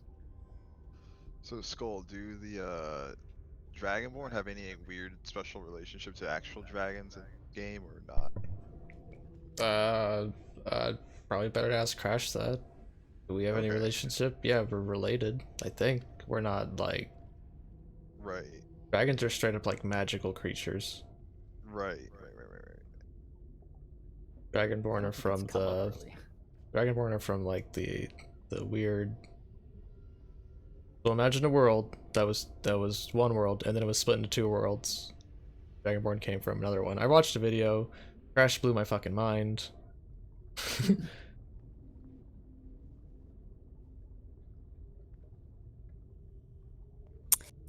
oh boy. It's pretty interesting. I wonder where the dragon, or the lizard folk, scored a dragon. If they had You a know, dragon, why it didn't may they not just be the deal with Thousand same. Teeth on their own? I don't think it's the same lizard folk. There are two You don't think so? tribes. Oh, that's true. Yeah. Is that his tribe? Maybe that's why I took him to secret check. I don't know. That's just conjecture. Mm. Interesting. Yeah, I don't know the keys were that heavy, so never take it all the way back. I don't know. It's all. I'm so bummed out now, but it's fine. Don't we have some strong people? Oh yeah. Yeah, we'll be fine. What are you bummed out about? That because I didn't want us to deactivate. I just wanted to take one key. I just wanted to go and see if the key was there, and it was. It was exactly how Oak told us it was. So. Oh. All right. Yeah, so Illyria, what else do you piece together from this alongside Toothless is that there was a kerfuffle, a skirmish as it were, between lizard folk, a black dragon, and for lack of a better term, swamp scavengers. Likely they were giant hyenas, which, believe it or not, live in the swamps. Yeah, and apparently there was a big fight over the remains of Thousand Teeth. Oh. Yeah. We got some teeth from him, didn't we? I thought I remember like Toothless or somebody. I took some teeth. maybe? Haxel took some teeth as well. Okay. That's good, because I was Should going you- to suggest to take some as proof that we killed him. Now, with Toothless pointing out that there is a black dragon in the involved, you can attempt knowledge nature checks if you are trained, or arcana checks if you are trained to see what you recall about black dragons. Do Dragonborns yes. and dragons don't carry like a special relationship, do they? As far In as the world of Toril, Dragonborn actually, the majority of them do not like dragons. They do not like them at all. Your people are from, basically, you're from like Draenor or whatever. Like, as crazy as this is to sound, yeah, you're from like the alternate version of Toril, and it's so convoluted. When there was like a Witcher style like convalescence of I don't know, like when the worlds overlapped briefly, a huge city of Dragonborn got left in Toril. But in your home world, dragons were like the worst. They basically like enslaved the whole planet, and you guys were like a slave race, and you fought hard for your freedom. And so you come to like Terrell, and you have to deal with this all the time. People see you, and you're like, you must love dragons if you're dragonborn. Yeah. It's sort of like being a tall person, or maybe even like an African American guy, and they're just like, you must love basketball, and it's like, why would you say that? Like, why? Yeah. So it's one of those things that everywhere you go, people are like, you must love them dragons. But for the most part, dragonborn do not like dragons. They don't like them very much at all. They think they're yeah. But what your guy feels is totally your choice. But that's the lore of Forgotten Realms, is that dragonborn are not fans of dragons at all. That makes sense. Yeah, I can work with that. Skull. Yeah, it's a pretty good roll. Black dragons, immune to acid. They breathe a line of acid instead of like a cone of fire, like a red dragon would. The acid is pretty nasty. They are ambush predators. They are very much like assassins. They will only attack when they have the best possible advantage to do so. Older specimens are also masters of darkness, to the point that some specimen can create darkness at will, and even shroud themselves in a cloud of darkness. Some of them even develop like poisonous type abilities. But their main thing is darkness and acid is their main thing, and they love swamps. Swamps is their number one place to live. They can breathe underwater for hours at a time. They have a swim speed. I think they have a burrow speed as well, and they also can fly and go on land. So like an all-terrain vehicle. Yeah, they're a tough customer. Some would consider fighting a black dragon in a swamp to be the most challenging of all dragon fights. Sounds lovely. We Yeah. we have a problem, I think. Oh There yeah. are dragons, black dragons. I look at me at Fenros, yeah. Yeah. How do you dragonborn feel about that? Well, I don't feel anything in particular at all. They're monsters. Well, we might see them soon, I guess, but be careful.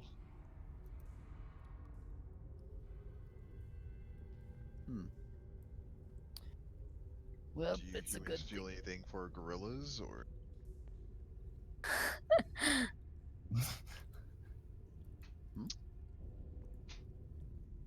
So it looks like the dragon won the fight on the prize. If you're piecing this information together correctly, and can you give me a separate investigation check from Toothless's? If you rolled one, I didn't see it. So. Oh, I rolled a nature. Okay, yeah. So with nature, that's where you definitely picked up on the whole like scavengers came. They were probably giant hyenas. Then they were fighting over it. But investigation would probably give you a better idea of who the victor was. 13, definitely dragon survived. Based on the fact that there's no tracks or anything, you think the dragon flew off with the remains of Thousand Teeth. And based on how big Thousand Teeth was, that's pretty damn impressive if it was able to fly off with it. That's quite the large dragon. I think there's some interest in his remains, teeth, maybe his spleen. Well, let's be going. Oh yeah, none of the guts are spilled out because remember he got like sliced open and skull fell out of it. Like, yeah, no, that's the thing. Like, that's all cleared. Everything's clear. This is a swamp, right? You guys have been underground long enough to take several short rests, a long rest, wait out a storm. There was a storm brewing. So like, yeah, like the scene, right, is pretty clear. Clean. Yeah, it's pretty clean. I mean, you left Haxel under a staircase, and there was stuff eating him. So, like in a swamp, this is why IRL, right? A swamp is a great place to hide a body, because the decomposition rate in a swamp is tremendous because everybody there is in the decomposition industry, right? Yep. Yeah. Yeah. Maybe we should get moving quickly. Yeah, what should we do, guys? What do you want to do? No, let's go back down. to Then there's town? Toothless. Let's just go back in the dungeon. No, let's go back to town. Jeez. Yeah, I don't know how much my opinion is worth, but if we're not sticking around, I'd like to just go home. Let's take the old man home. Yeah, Yeah, I mean, I don't want to be a complainer or a spoil sport or whatever, but I would definitely like to just go home. Yeah, you and me both. Yeah, we can take you home. Let's go home. All right, well, let's. All right. To All right. lizard folk, right? Yeah, I think the lizard folk people. That sounds right. I like. Yeah. And then we'll go to Saltmarsh to take him home. Or no. Yeah. All right, so you're gonna head back to the lizard folk in their settlement of Soriel. Got it. All right, let me cue that up. Go ahead and give me a survival check to represent how you navigated the swamp. You guys do have your canoes still, Thogrum brand, Fireforge made canoes. Oh God, we all suck. All right, all right. Oh God. Yeah, Cadenex, you're like probably pretty happy that there is with your 9, you're thinking to yourself, oh, thank God there's a druid and a ranger here, because I would be in trouble if that wasn't happening. But yeah, everybody did pretty bad. Everybody did pretty bad. I'm Cool. just too wrapped around the scene that I just saw happen with the tracks. Oh, for sure. Yeah. Like, I don't know anything about nature. Like, I grew up in a castle. Yeah, so the it is sort of a screaming wind is kind of howling about. But for the most part, the weather is clear, but it is nighttime and it is a swamp. So there is that going on. So you guys all pack into your canoes and you begin to head back towards the lizard folk settlement. Because you have a ranger with you, even though she's not operating at maximum efficiency, you should be able to make your way back no problem. That being said, it does take longer than normal because just with the storm, there's so much debris that you have to constantly get out of the canoes, huff them across land, go back in. You're also carrying 500 pounds and 5 foot by 5 foot times 2 of giant eldritch pearls with you, and Haxel's dead body. So yeah, with those survival checks, even with a ranger in the party, it takes you guys about 4 hours to finally get back. The only saving grace is that during that time, you do not have any random encounters, which is good. Because I'll be honest, this old man has survived a lot. I don't think he wants to push his luck any more than he has to.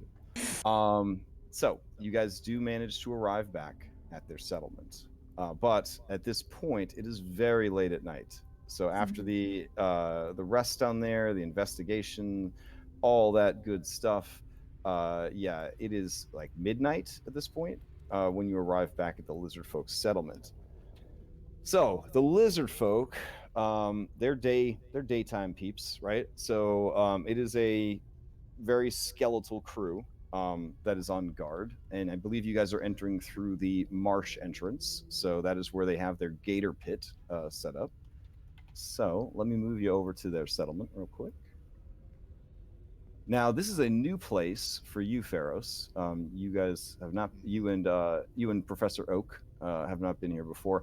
You wanted to, but there was like a guy guarding like the road, and he was like, "I'm so thirsty," and then you couldn't find a vending machine to get him a bottle of water so that he would let you pass. So you just explored other regions instead.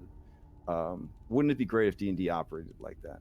No. So, anyways, I am looking all over the place for this. There it is. Dunwater. Got it. So this is a huge map. If it doesn't all load, blah, blah, blah, blah, blah. You get the idea by now. Let me go ahead and put you guys down. Bloop. And you guys are huge, huge giants because this map is scaled down. So let me, do all that. While I'm doing all that, we get theater of the mind this, unless you plan to wholesale murder all these people. Okay, so the guards that are posted, they approach, and of course they address Toothless because he is a lizard man, even though he is from a rival tribe. And basically they're like, this one wants to know, where have you been? We have delved into the dungeon that your queen asked us to look into. We have made good progress. We have found someone who we have killed. We will need to come back tomorrow after we have rested. And he crosses his finger. All right, it points a finger at you and says, that one, pointing at you. You weren't here when the shark men attacked. You left us to our own devices and claimed to be on business of Princess. And the other one looks at him, and they both kind of puff up their chests like, yeah, stick it to this dude. Draft dodger. And he points at Toothless? Yeah, he pointed at Toothless when he said that. They are very dismissive of everyone else. Yep. Just to make sure. Yes. We knew that there was an attack coming, but we were sent to find and work on something that the princess cared, or the queen cared much about. We wanted to stay here, but we were told to go and help her. They look kind of doubtful at each other, but then they shrug because at the end of the day, they are simply guards, and basically the one who kind of gave you some guff says, that one and the others, you wait. I will go and get confirmation. And he goes to leave, and the remaining guard makes sort of a croaking noise, and you see all the gators kind of move in to position, right? You wait, question mark, and eventually Gruff Guard returns, and he looks a bit admonished, and he says, this one was mistaken. They speak the truth. The princess wishes to speak with you, even at this late hour. Princess. Take us to her. Okay. Now. All right. Yeah, he likes that firmness. He's down for that. All right. So they guide you through the settlement, and some very sleepy, I mean super sleepy looking lizard folk are there to meet with you. This is the absolute middle of the night for them. They've been fighting hard. You head over to the throne room, and you see Princess Othokint. There she is, looking so fabulous. And her pet, whatever the hell it is, a snake with a head on both ends. Oh. Yeah. She kind of wears it like a boa, like a feather boa, but it is very much alive and creepy. And you do see, I think the kiddos are probably not here, so let me get those little kiddos out of here. But yeah, she has roused her royal guards and everything else. Very much wants to put on a show of strength. Her loyal gator is fast asleep, at the foot of her throne. And yeah, to kind of give you a who has not been here, and also just a refresher, the lizard folk settlement is underneath the swamp. So they found an area of harder clay and stone, and they carved out for themselves a very vast and sprawling burrow that they could use as a settlement. The throne room is the ceiling goes up, I believe, 20 feet, and is held up by these natural stone pillars that are carved into the arrangement. And on the walls are several mounted and taxidermied heads. So there's a great white shark, there is a giant frog, or a bullywug, unsure. There is a hammerhead shark. Um, there is a looks like a giant boar, I believe. There was a bear. There is an giant albino crawfish, definitely a rare Pokemon. There is a carrion crawler. This one, super rare, a hippopotamus on the Sword Coast. What happened there? Who knows? And most importantly, there is a Sahuagin there as well. So I believe, yeah. There are also these small phosphorescent mushrooms growing everywhere. They are similar, but not the same as the acid splash mushrooms that were growing down in the flooded chambers. So, I mean, I think Toothless would kind of look over to Skull, give him a little wink, and see what he has to say for himself. Thought you were leading this. Okay. They addressed you. We have gone where you wanted us to go. We have killed those who would harm you. I have also brought you your mate. He is very attractive. okay. And I think at that point Toothless would stop. She Oh, raises an eyebrow, and she looks at Pharos, in no way acknowledging Skull as part of this conversation. And she gets a big smile on her face, and she says, "This one realizes that you are a shrewd businessman. You wish to win me over by bringing me yet another black-skinned consort. You are quite wise. Your time among the softskins has made you crafty. He is an even finer specimen than the last." I'm just gonna gasp and like touch Skull. Well, Like, I shoot dagger, not like literal like eye daggers at Toothless. Like, what have you done? okay. So Othokent, she does kind of look at you in a very, I don't know, demeaning way. I guess the way like a Hooters waitress feels, like a lot of the times. Yeah, she's just looking at you like you are a snack cake. But not in a literal way, like she looks at everyone else. Like she wants, she wants to mate with you probably. She is a very practical woman, but it is egg laying season for the lizard folk, and so she's feeling a bit more amorous than usual. Good evening, But madam. He introduces himself kind of like amicably. oh, Like, my name is Pharos Curel. Nice to meet your acquaintance. So he tries to maintain the like. He tries to like hide his like frustration with the situation behind royal to how do you do's. she listens to your fancy words, and she seems pleased by them, and says, "Ah, this one is more handsome and more courteous. You have definitely upgraded." And she kind of looks over at Skull, and there's sort of just this look of like, "What was I thinking?" when she looks at Skull.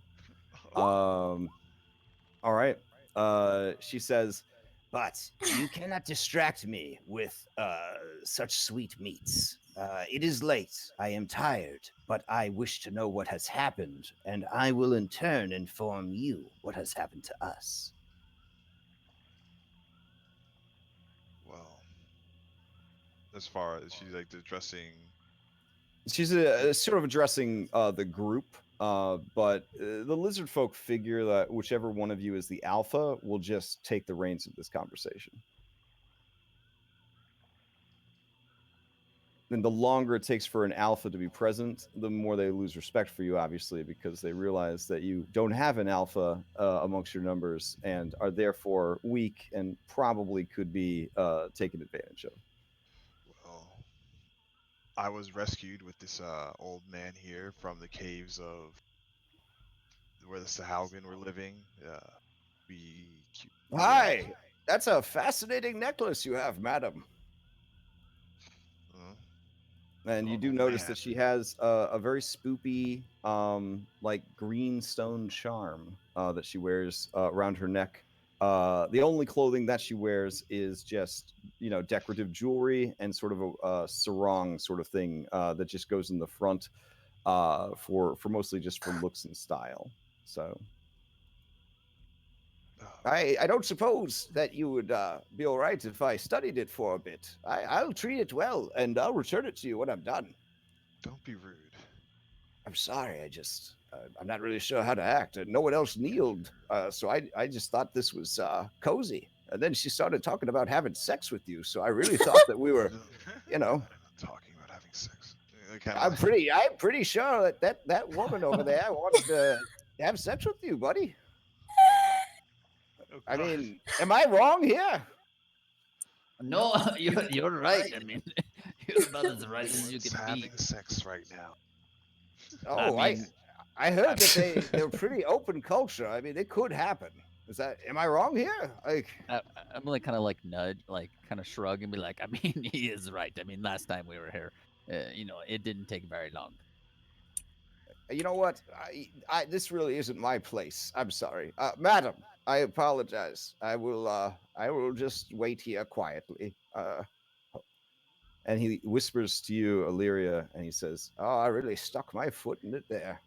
It's quite all right. It's just better to just observe. This is a fascinating culture. Oh, I'm going to get my nerd journal out. And he gets his nerd journal out. We're gonna journal next to each other. All right.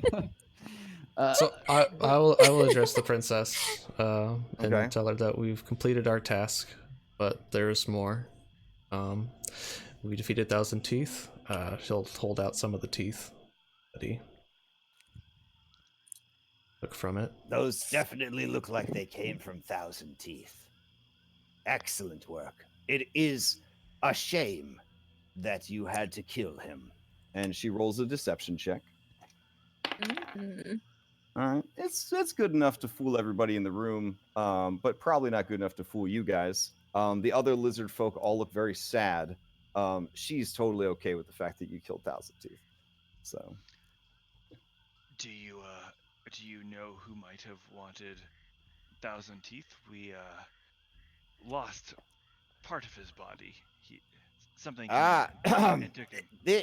This one would prefer that you maybe do not discuss any more about Thousand Teeth at this time. Let's talk about what else you got up to. Toothless will stop talking. Okay. Well, you seem that you have a dragon in your midst. Everyone gets real shifty when you say that. Like, all the lizard folk in the room get real shifty. Big boy over here, who probably has the lowest deception score, kind of grumbles in its throat sack and reaches for his initiative die. The princess raises a claw, and he puts his initiative die down. My heart fucking dropped, man. Jesus. Oh my god. Yeah. Let's get that out of here. So He just resumes cracking his knuckles. This lizard folk is quite large. He is about 13 or 14 feet, hunched over. And he just sort of is cracking his knuckles and looking at you guys ominously. And the princess says, You speak of a dragon. What do you know of this dragon? This is intriguing news for me. I make a panic look over to the ranger and druid who seem to. I feel like I tripped over my tail there, and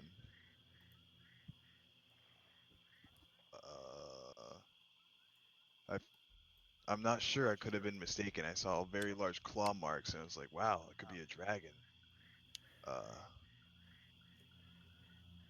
Isn't that be crazy, right? I see. Go ahead and give me either a deception or a persuasion check to see if Did you they- could pass this off as haha airy conversation. Did we all talk about it? Like Ooh. they, like Illyria and Toothless Oh, discussed. I thought we did, but Yeah. I assume that Illyria would share about the dragon. yeah, 'Cause I would. she's always very open and excited. I took Toothless aside because I had to discuss some buddy related Okay. stuff with him. What? Yeah. Anyways, But he's just a doll. Thogrum, you do notice one thing as a forge cleric who's good at Mhm. making things. Her necklace is made of the same material as these keys. Mm. so got that You wouldn't know 100% without touching them and holding them side by side, but yeah, they definitely look like the same material.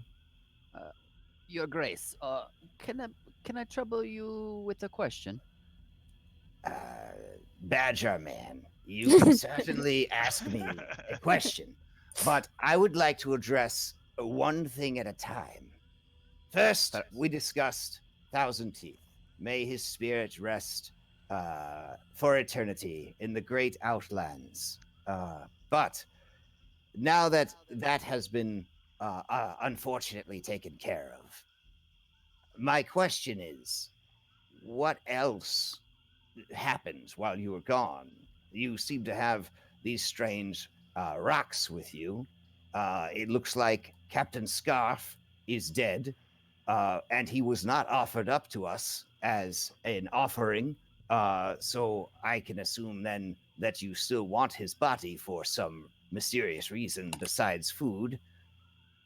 And you have two new allies who I understand think there's a dragon in the region and are interested in my necklace.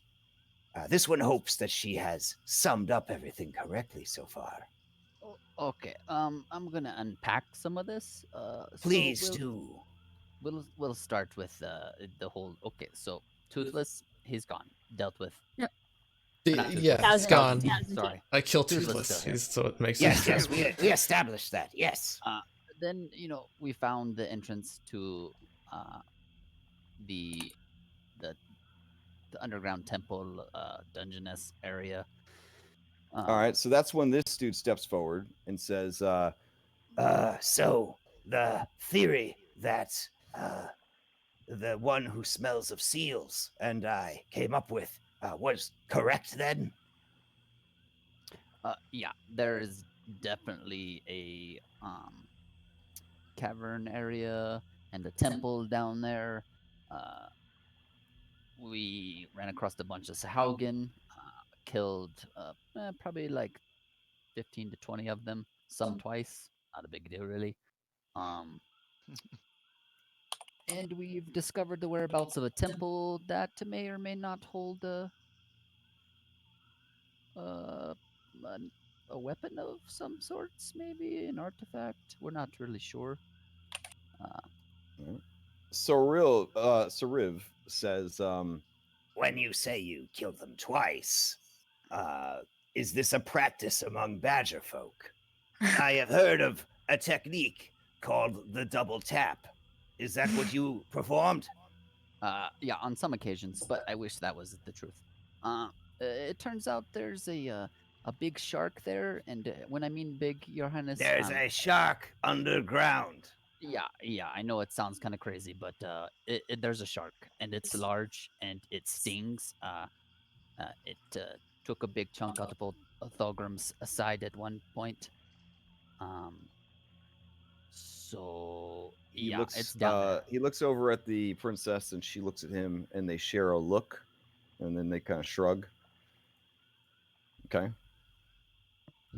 Uh, and if anybody, if I miss something, please somebody jump in. Feel free to. Uh, but so the shark we can't deal with. The Sahuagin have killed off a bunch of the other things down there. So yeah, we kind of have to deal with the shark. We can open up another key that deals with basically the same thing as these two big giant balls right here. And potentially it unlocks some temple of some sorts down there. All right. The two exchange looks again. This Sariv kind of makes a gesture like, "Should I speak?" And Athokent kind of nods at him, and he says, This one is a bit confused. There was something buried beneath Thousand Teeth's lair that was precious enough that the Sahuagin risked his wrath and went down in great numbers to collect. It was guarded by a powerful shark of some kind that Oh, I'm making a logical leap here, was also hostile to the Sahuagin as well. Yes. And As it was. but you took his balls away and brought them back here. yeah. And when we mean balls, they're like keys actually. Ah, So so yeah, you did this after securing the artifact. no. So the artifact is down there. It's still The down there. something is turning giant creatures basically into guardians. I see. And So you're trying to say then, and correct this one if he is wrong, that possibly the main reason for the Sahuagin to be attacking our people, the main reason that they are in this region, is those ruins. And you have brought the only means of opening those ruins to our home, to the seat of power. Did you know about these ruins before? It seems like you may have. Yes, I spoke with the one who smells of seal. Did she not fill you in? and Sari kind of looks around, and she's like, "I mean, I told you all that there was going to be ruins. I don't know what else you wanted to know. I mean, You're gonna let some tiny shark Fair. people scare you? Fair enough. It seems like we should delve further, perhaps, to save the lizard folk. she kind of looks over and she says, Do not let your handsome exterior and your crafty words give you the confidence to insult my people here in my seat of power. I will have you eaten alive for your insolence. My people are brave. They do not fear the Sahuagin. We have sought every means of fending them off, but we face danger on many fronts. There is a rival tribe that seeks our extinction. There are many dangers here in the swamps. There are many forces at work here, as well as the town of Saltmarsh and the city of Daggerford. These are all threats that we must constantly be prepared for. If we spend too many resources battling against the Sahuagin in a fruitless battle for no good reason, we become weak and become easier targets against our other foes. Surely, even a child could grasp these concepts. I understand that. As far as the amount of diplomacy must work.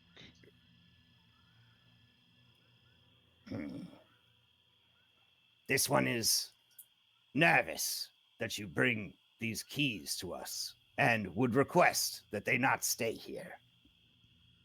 How bad would things be to hand them over? Could not the Sahuagin take what they need and then leave my people in peace?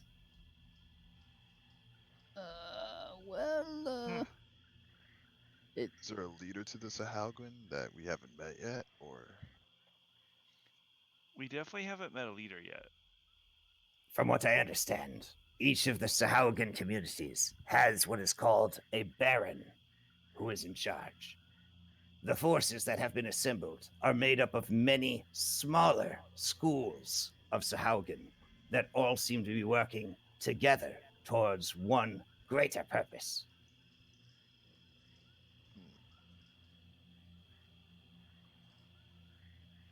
Well, we could hide these keys.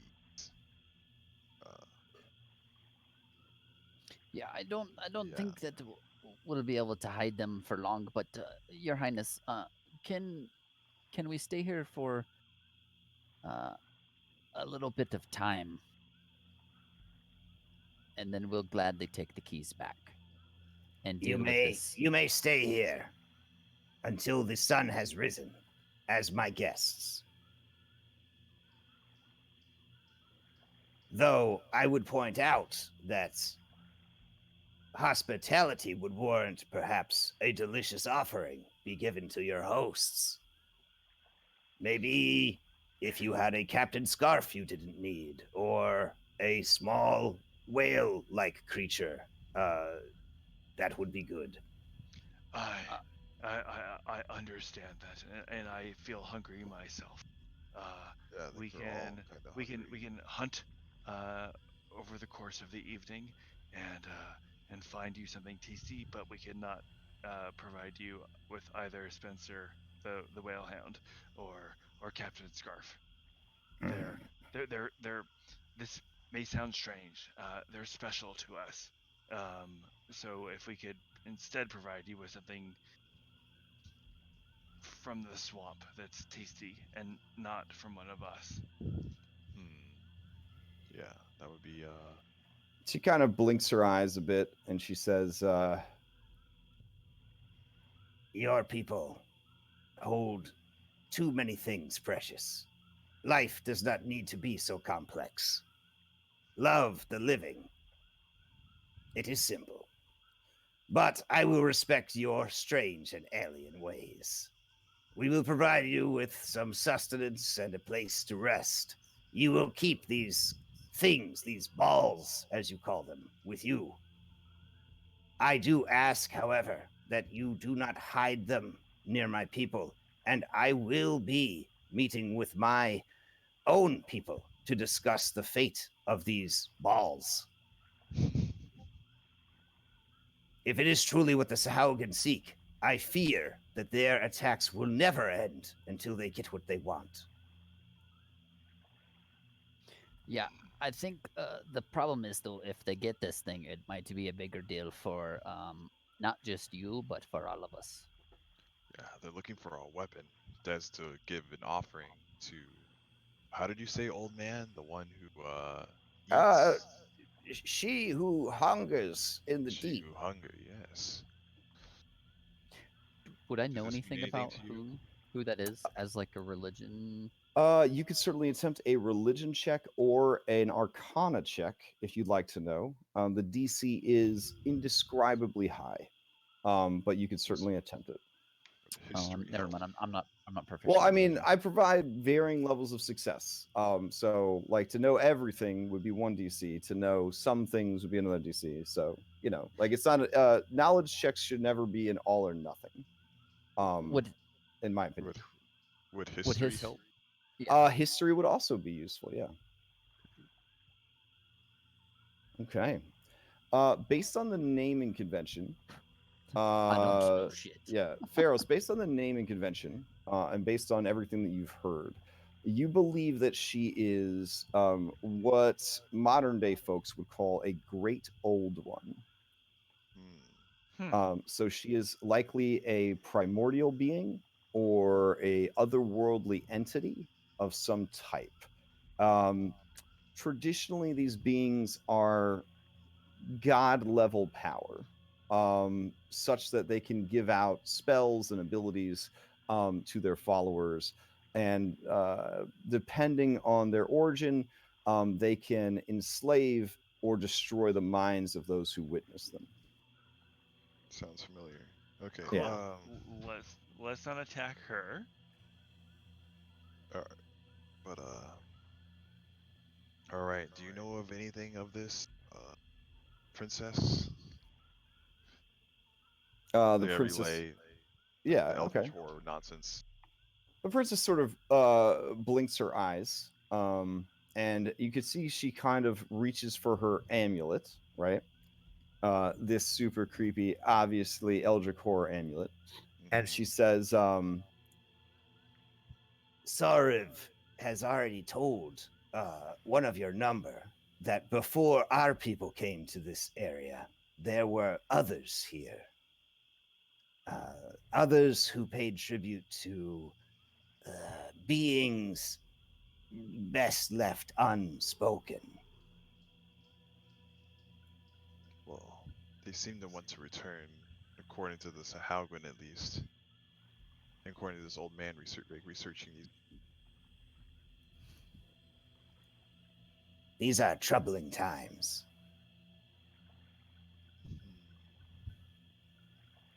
all right, that's when Professor Oak is like, I'm just gonna go out here and say it. I'm sorry, this is just, it's really eating away at me. That is a really creepy necklace, and it looks like it's made of the same stuff that the balls are made out of. I mean, is no one else seeing this? Like, I'm just trying to say this. She's acting pretty coy over there about like not knowing anything, but there she is with like a spooky necklace, and it looks like it's made of the same stuff. She didn't seem too surprised that you guys knew there were some ruins there. I mean, I've been studying this area for years, and I didn't know there were some ruins. Yeah, but see, old man, if we keep talking about that, we're gonna get rolled initiative dice at. Does she hear that? Yeah, well, he's just saying it. He's just spitting it out there. Toothless takes him outside of the room. Okay. What? I just look. Y'all obviously aren't paying attention because don't you see, Mr. Toothless, sir? It's okay. I got him. I'll go out with him. Yeah. Thogrum, can you give me an intelligence check? Ooh. Not one of my strong suits. Okay. Let's see, intelligence. Just straight intelligence? Yeah, just a straight intelligence roll. Yeah. Yeah, so it occurs to you that if the necklace and the balls, as we're calling them, I guess, are the keys, are made of the same stuff, and they're using spells to locate them, right? Part of why they might be targeting the lizard folks' settlement is because the magic might be pinging off of her necklace. But so this is just my understanding of locate object. Mm-hmm. If they were in fact using that, they could easily, it would tell them the location of the ball. Would it really confuse them with the necklace? Well, again, it depends. If they're using that spell specifically, that has a very limited range. But if they were using spells like augury and other types of divination magic, those can often provide much more obscure answers. You know what I'm saying? So there could be that at play as well. But it does definitely bear thinking about because yeah, like she's got this necklace. It does match up with the stuff. Obviously, this is a delicate situation. You're in the heart of their settlement. You'd have to fight like 100 lizard folk if you tried to throw down with this chick. But it is definitely something worth thinking about. Your Grace, would you mind if I took a look at your necklace for a spell? Uh, Certainly. Now that this one, the old man, has pointed it out, this one does wonder about this necklace. I thought it was quite adorable. I found it when I was much younger, exploring the marshes. Hmm. There are many ruins dotted throughout the marshes of Dunwater, and I discovered this, and I thought it quite cute, much like that strange doll creature, uh, the, the totem that Toothless uses. Yeah, why is this thing next to me? You- Get out of here. But she actually gets up from her throne, and all the people nearby get kind of nervous, and she unthreads it, the cord, and she hands it to you. I thank you, Your Grace. I'm just gonna sit down for a spell and take a look at this thing. Uh, Okay. if you don't mind, I'm just gonna simply ask uh, for a little help from the man upstairs, and I'm gonna cast Identify on it. Okay. She whispers in Draconic to Sarov, and she says, Did we build a upstairs? Are there people up there that we don't know about? and he's like, My princess, I do not recall building any additional levels to our settlement. Perhaps the Badger Man is touched in the head. all right. So what are you gonna cast? Identify. Okay. Yes. So this is definitely a magic item. It is essentially an amulet of protection, +1. Um, it does have a similar feel, air quotes, to the keys. So your best bet, again, as a forge priest, you know more about magic items, are role play wise. It's definitely the same creators. Yeah. But other than that, it doesn't even function as like a holy symbol or anything. It is just a trinket, a magical trinket or bauble. You said it's just like an amulet of protection. That's like Just yeah. yep, just an amulet of protection +1. It provides +1 to once you attune to it. It provides +1 to your saving throws and your armor class. Oh, okay. Yep. Which definitely jives with her story of finding it when she was younger and the fact that she was just willing to let you see it. You know, those are the kind of things that a person who is carrying around a dangerous artifact of evil probably wouldn't just be like, "Here you go." Yeah, Yeah. your Grace. After taking a good look at this thing, it seems to be made of the same material as these two keys or balls, if you will. Um, so this might be why the Sahuagin are showing up here. Because they may think they're coming after one of these things. Then, We then please take it far from here. Yeah, I mean we can remove it for you uh, and we'll see what happens. All right. She looks at it and she says, I always imagined that it brought me luck, which is a foolish superstition, but nonetheless, I believed it to be so. But if it is bringing danger upon my people, I wish to be rid of it. Yeah, it very well might be. Don't worry, Your Grace. We'll take very good care of it. And I'm gonna pull out one of the ball bearings out of my pocket. Mhm. And I'm gonna tell her like, oh, see this ball bearing here?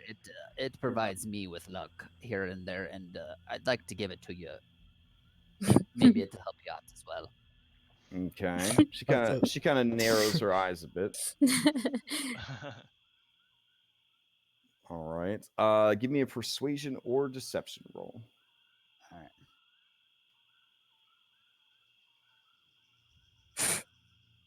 Okay. She kind of nods and she says, This one will accept your superstitious offering. I'm just saying it's kept me alive this far. You call this a bear's ball? Uh, No, it's a It ball seems of quite berry. small to have come from a bear. Yeah, you're right. Yeah, definitely super small. You murdered a baby bear and took one of its testicles, dipped it in iron. It is a gruesome trophy. I appreciate it. This is why you are the queen. You know, and hopefully it brings you as much luck as it brought me. All right. So she takes your bear ball and pockets it. Yeah, I'm just gonna put the necklace in my backpack. Little pouch tied to her sarong. She looks back at Sorov and he gives her like a thumbs up. Yeah. All right. Did she heads back to her throne. And she says, well, please take your rest and then leave. But before you leave, I would meet with you one last time and we will discuss the fate of these keys. Does that sound fair to you? They're very fair. Yes, we will discuss tomorrow morning. There is much Sahuagin to eat, so please gorge yourselves. I want to ask her about the coalinth. Is there any more coalinth? I brought Hartook spear back with me. Is there anyone? Are there any of them here left, or was that all of them that we took with us? She says, no, there were many. Okay, so yeah, some died in the battle that you were missing from, but that is all right because the things that you found are great, greater than the aid you could have given us defending our lair. The mercenaries that we hired, plus our own might and defenses, proved quite strong. We were able to defend against their attacks quite successfully. Just so. All right. Yeah, I would ask about where they are, and then I'll give it to them. Yeah, they're by the ocean entrance to the lair. Right. All right, so you're gonna go handle that real quick, explaining to this dude that his three troops are dead. Yeah, but you know, all right, they'll gussy it up like they did. They were fought very bravely. What's like the how do you say how built up is this settlement? Like what is like services and things it provides? So as a racial ability, lizard folk can pretty much MacGyver dead bodies into anything that they need. It's kind of hype. They can make basic equipment out of dead things. So yeah, they have all the things that you would imagine a settlement would have. They're not like cavemen, so they have furniture and doors and security checkpoints and weapons and all that. But like everything they have for the most part is made out of like bone and sinew and leather and hide, teeth. So it's a bit gruesome in that way. But they do have metal goods that they trade with the people of Saltmarsh for, or that they scavenge. They're not really into metalworking as a people, though, and so they actually use the metal that they find as trade goods usually, because they feel that they make better stuff out of more natural materials, which they technically do, because like a bone spear made by like a human would have like a high chance of breaking and stuff, whereas a bone spear made by a lizard folk would function as well as like a metal equivalent. So it's definitely a neat racial ability that they have. But yeah, they don't really go in too hard for like wizards, so there's not like a lot of enchanting and things like that. They will occasionally maybe have a wizard, like super rarely, if one like discovered like a spell book and actually put in the work. But as a culture, they're definitely more to the primal classes like druid and ranger, rogue scouts, that sort of thing. They like fighters a lot because it keeps it simple. Right. Yeah. Not too keen on clerics when a druid would suffice, kind of thing. yeah, so that's generally their cultural stuff. So they're very practical people. Okay. Lawful neutral is their common alignment. Very literal, like almost like you know, almost like certain like autistic people will be like, or like Spock, from like Star Trek. Right. Yeah, like when he said, "I'm going to ask the guy upstairs," like they literally thought that he thought that there was an upstairs and that he had a guy there. Like they really don't get a lot of that stuff. So the princess, and she has like a diplomat called Joko. They have studied the cultures of non-lizard folks, so they kind of get stuff like that a little bit better. But for the most part, these people take everything at face value and are very literal. Which, seeing this many lizard folk does explain a lot of the eccentricities of this one they call Toothless, because he is also a lizard folk. All right, so I'll move you guys and your balls over to the aquatic entrance. As we exit the room, Mm-hmm. and like none of the lizard folk are around, Mm-hmm. I'm gonna pull the necklace out of my backpack and I'm gonna hand it to Skull and like here, can you hold on to this? This fits your persona a little better than mine, and I don't think Gond would have me wear this thing. He might get a little mad, I think. So here, if you don't mind, and I'm just gonna Hang on to your prize, offer. dwarf. I don't. I mean, it's kind of creeped out by it. Like, I mean, okay, but Okay. Yeah. So, anyways, there are replacements for the ones that died and went with you. Obviously, you hire a bunch of coalinth for your war. You don't just hire like six. But when you arrive, you see that their sergeant is still alive, and that there are a couple of new faces there. There are some who recognize Tari, and they sort of give her like little waves because she's such a pop star, and they love it. And as he sees you approach, he kind of crests out of the water a bit, and he looks over at all of you, and he says, "Evening. It is late, and I am very sleepy. But I hear you want to speak with me. Just a moment of your time. Hmm. We must always be ready for Sahuagin attacks. They live for the nighttime, but I think we gave them good enough butt whipping that they'll be gone for a few days at least. This is good. I'm sorry I missed it. It is all right. This world is no shortage of battles. You should know that your men fought bravely, and he'll pull out the Hartook spear because that's the only one we had left. Oh, Mhm. Ah, I had bad feeling when I saw you, but they chose to go. It is their right to do so, and I gave them permission. I appreciate you bringing back this proof, and I believe the words that you say to me. And he takes the trident. cool.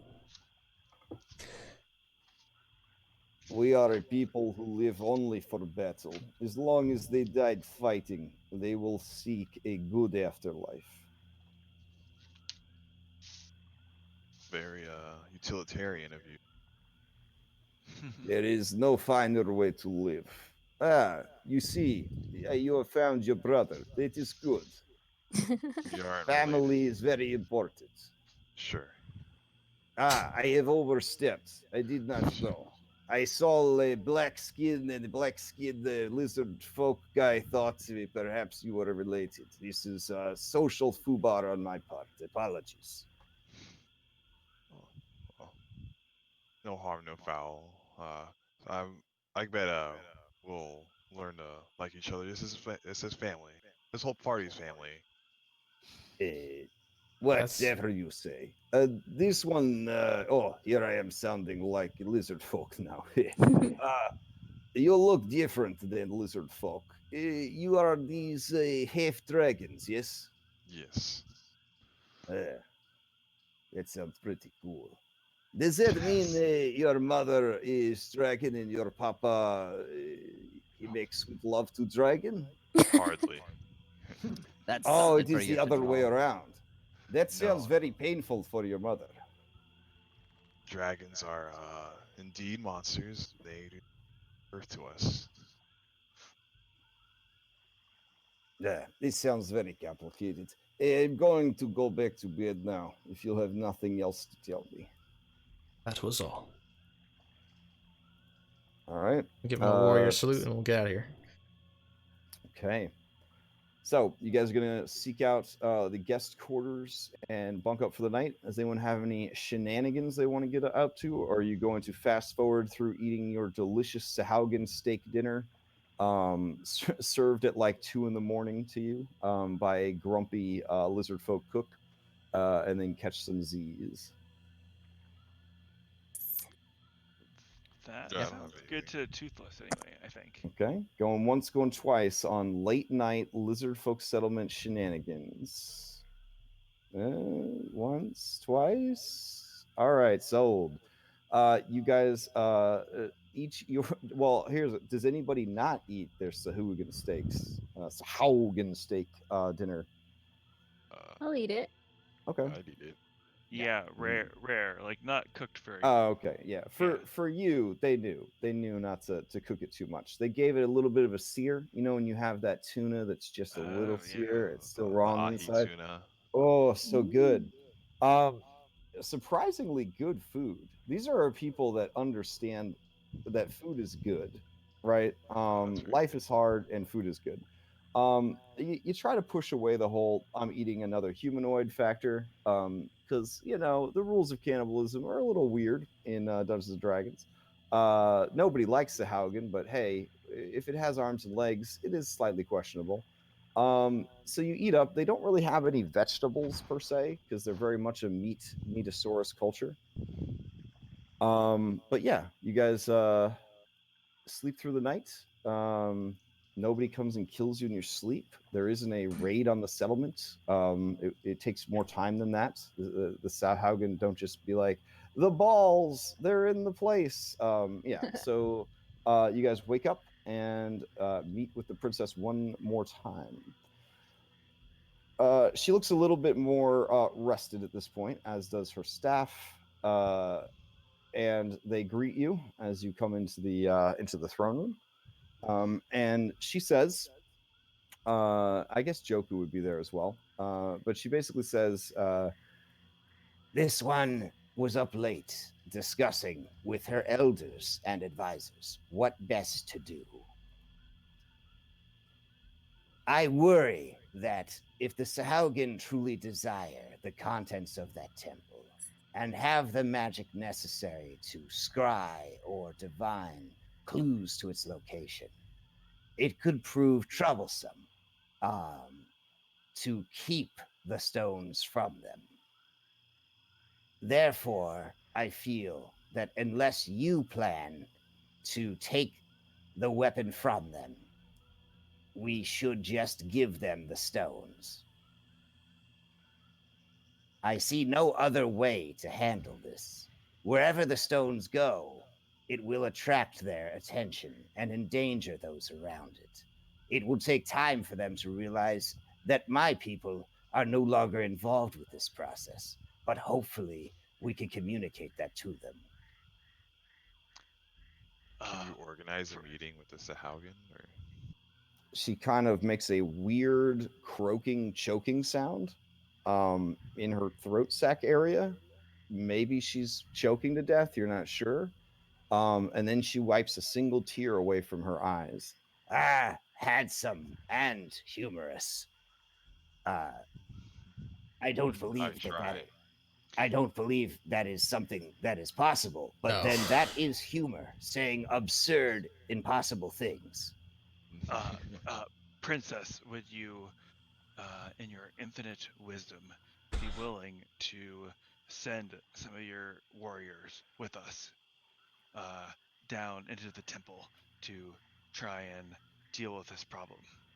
Would not sending my people with you be proof of our involvement? That seems counterintuitive to trying to make them realize we are no longer involved. That is a good point. I think we might be able to deal with this on our own, but we would need to talk at least a little bit amongst ourselves. I will put it plainly for you. When you leave here, we are disavowing our involvement with the ruins and these keys. We will make every effort to let the Sahuagin know that we are no longer keeping them from what they seek. That is wise. We will do what we can, and we will discuss to see if we can solve your problem without making it clear that you were involved. Hopefully, we will not need as many mercenaries moving forward. You are welcome to go and speak with them and see if any of them would assist you with your efforts. Yeah, and at this point, kind of Toothless will look around, I guess, and kind of get a reading of the room for y'all to see how people are feeling. Don't look at me. I apparently stuck both feet in my mouth last night, so I'm just going to keep my mouth shut. Oh, and to be very clear, Toothless Mr. was Skull looked like he was going to throttle me. Yeah, Toothless definitely was not looking at that dude. Okay.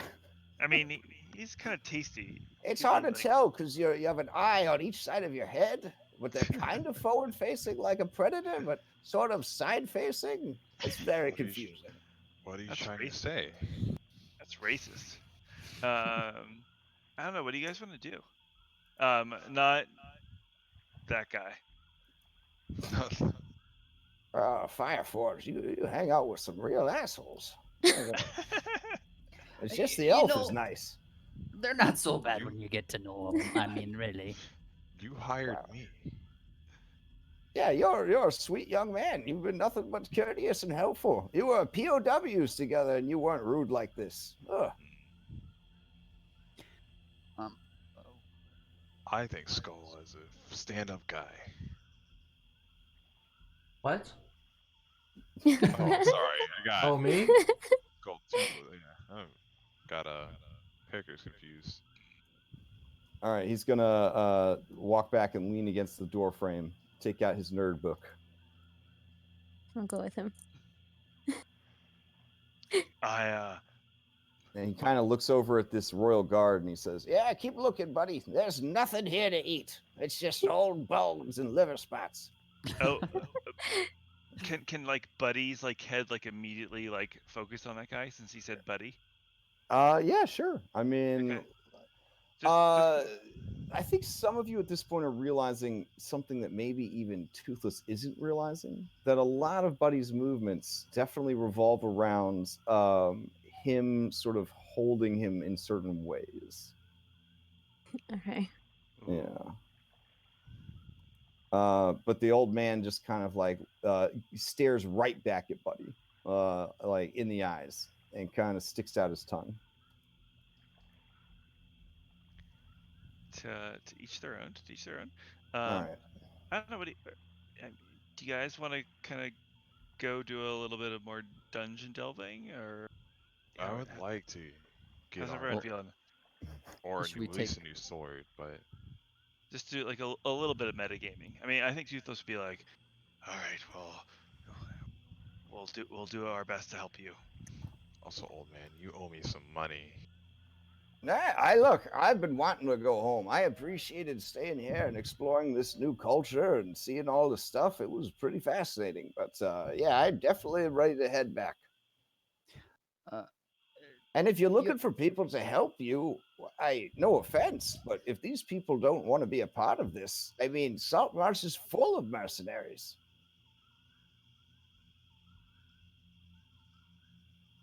And, there's a wizard. You could always go to him and see if he'll sell you, like, water-breathing equipment, potions or something. I mean...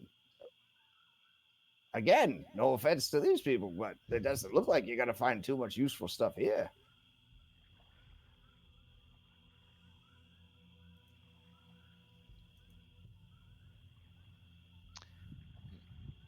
Well, Let's. I at least would swim in the water and delve into the dungeon, but he's flexible. So if we want to take a little bit of time, that's totally cool.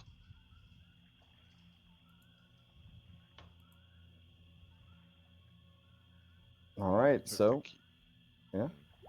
I was thinking if we 1K. Thousand Teeth. That was oh no. Oh yeah.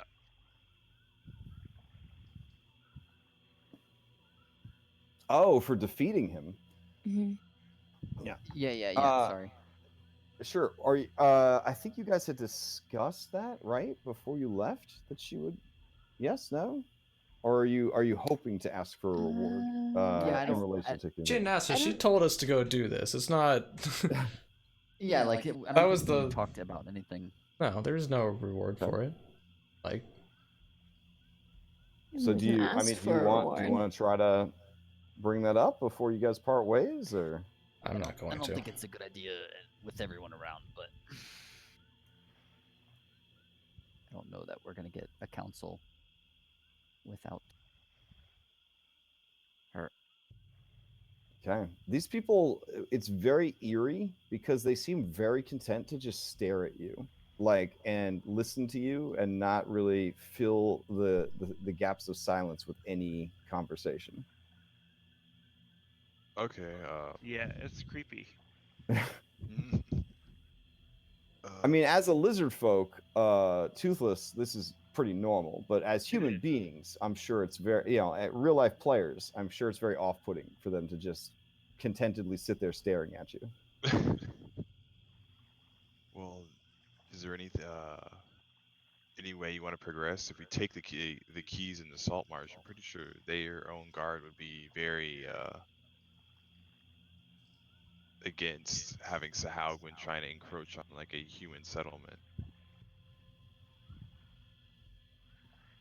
Oakham's just like, who's gonna know? You just tell them it's some artwork. No, I'm saying the if the Sahuagin tried to like be like, oh no, the keys went to Saltmarsh. Oh, obviously, yeah. If we bring these things back to town, we are rolling the dice, as they say. We have no idea if that's going to bring down an attack on the actual city.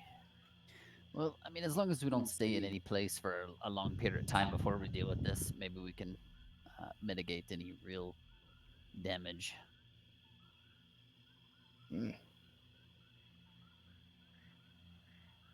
I'm honestly so tired and homesick at this point. I don't know what to advise, Fireforge. You're wise and old. You could probably come up with the best course of action. I trust you, old friend. Oh, you know what? Let's get you home. How about that? There's no need for you to be out. All right. So you guys gonna head back then? Take you back to the map? Sure. Sure. Is Okay. everybody in agreement with this? Just like keep away with the keys, with the just. I mean, I mean, yeah. sort of feel like we should like get to the dungeon sooner rather than later, but like after a long, we should definitely do a long rest. I mean, it's either we take Oakham with us. We did it. Yeah. Oh yeah, did we get a long rest did right now? we did a long rest. That was last Yeah, night. that was last night. Yeah. This is This is the and we morning. slept. So no, yeah. I mean, I feel like if we did a long rest, like I'd probably be inclined to go back to where we were, but I could totally wait another day or two too. I mean, we can go back, but what are we gonna do with the professor in the meantime? Can we just ask Honestly, him to if stay you're here? willing, if you're willing to go back, like this is what this dude studied his whole life for, is like crazy stuff like this. So he would definitely be reinvigorated if your intention was to go back to the dungeon.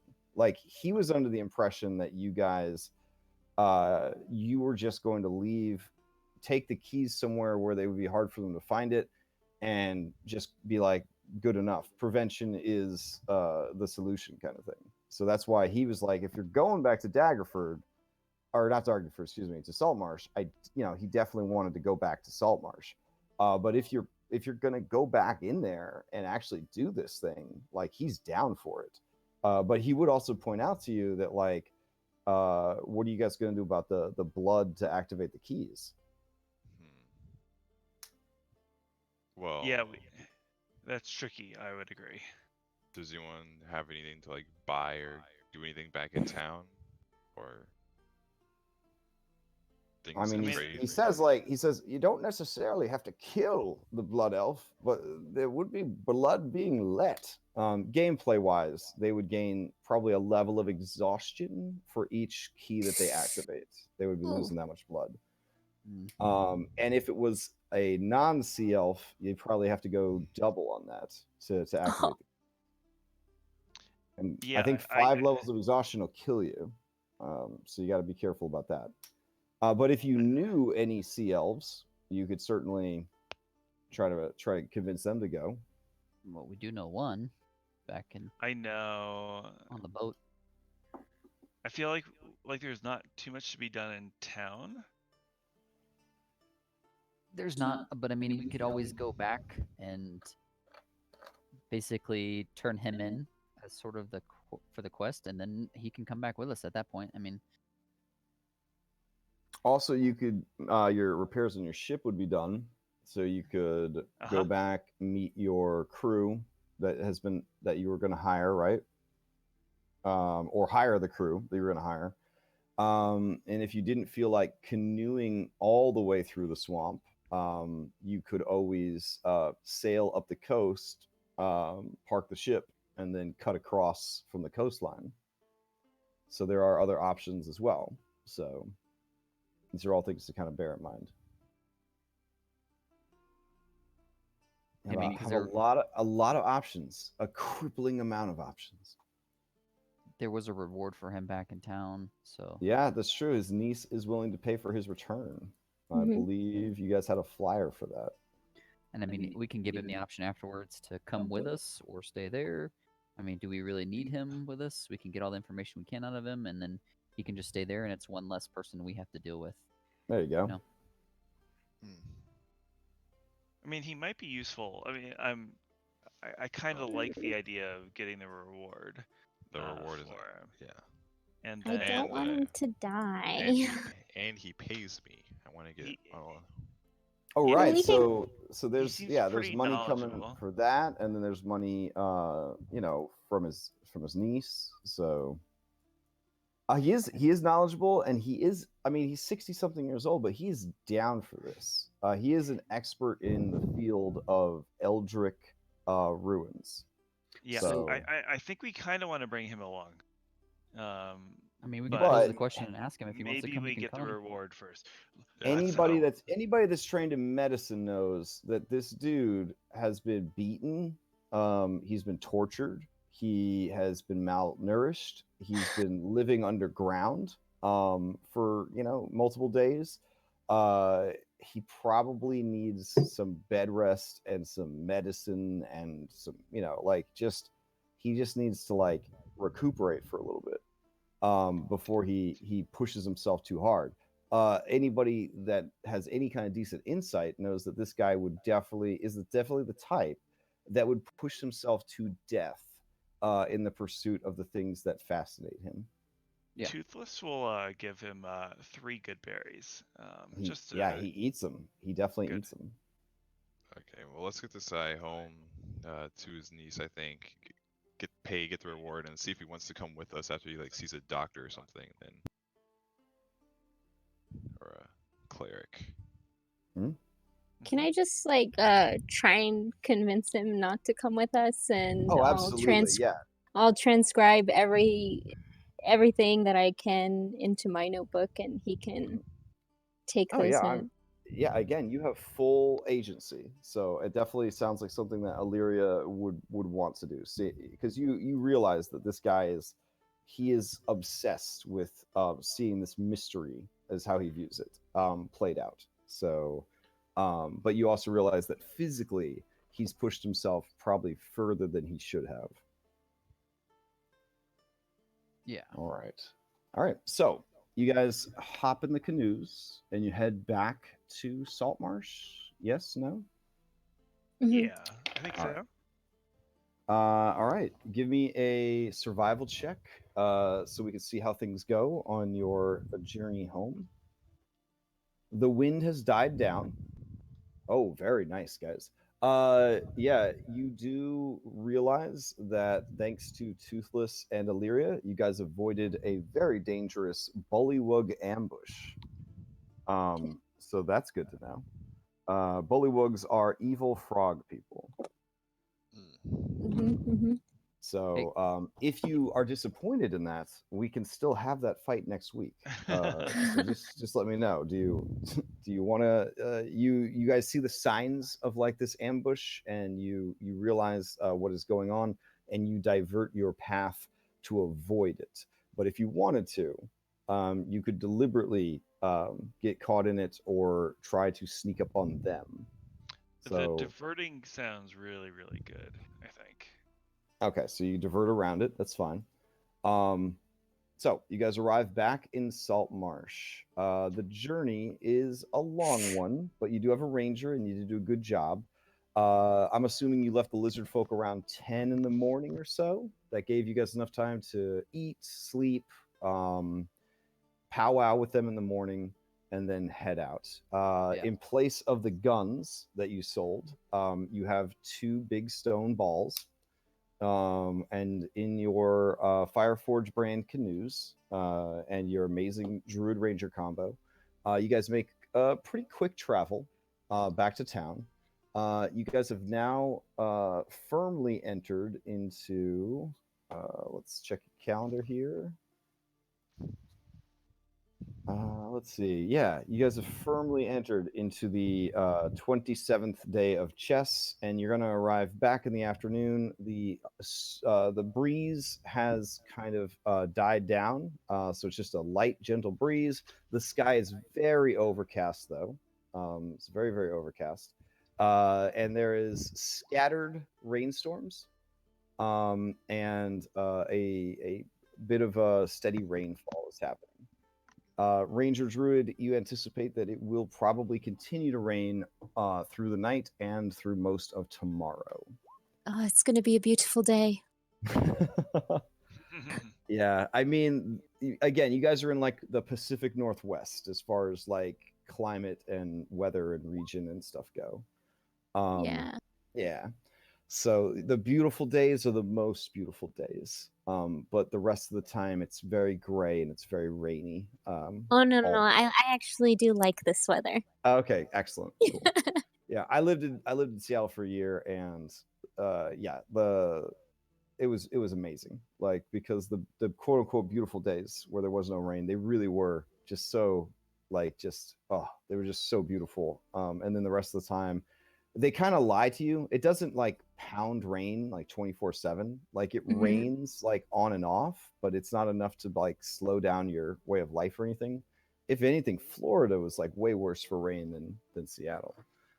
Anyways, getting off topic there. So, yeah, you guys arrive back in town probably around 4 in the afternoon or so, I would say. You guys make very good time with the canoes.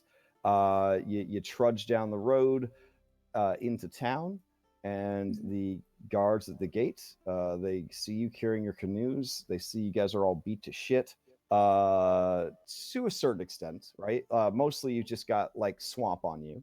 And you are carrying, of course, a dead body with you, so I guess beat to shit's not completely out of line. And you do have the old man and two big balls. So the gate guards are just sort of looking at you guys very inquisitively as you arrive. So anybody want to tackle that real quick as we kind of wind down the session?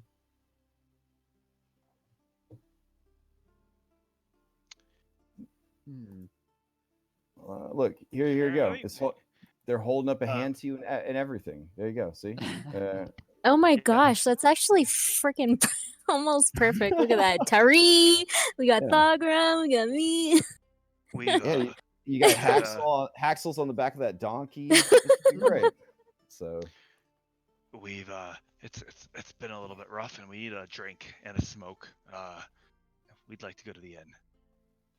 okay, they look at each other and they look at you. They see recognizable faces there, and they kind of nod and they say, yeah, of course. Yeah, welcome back to Saltmarsh. Thank you. We'll need to be talking with some of y'all later. We've learned some stuff, but before that, drinks and smokes. Okay, I don't really know what we're gonna do. We're just gate guards, but if you have a crime to report or something, you might just want to go to the guard tower.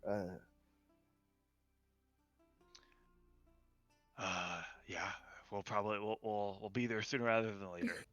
All right. So you have successfully returned to the town of Saltmarsh.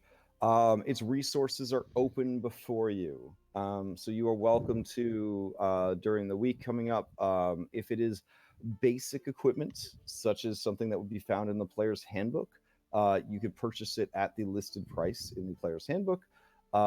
If you are like, that's great, dude, but I don't have any money. If you want, I can pay it forward, essentially the reward for saving her uncle, if you'd like that money. So that could also be provided to you. Also, as you guys were leaving, the princess had Joko bring you guys a bag of gemstones, and she said, This one is pleased to let you know that the princess is also pleased with how well you handled our 1,000-teeth problem.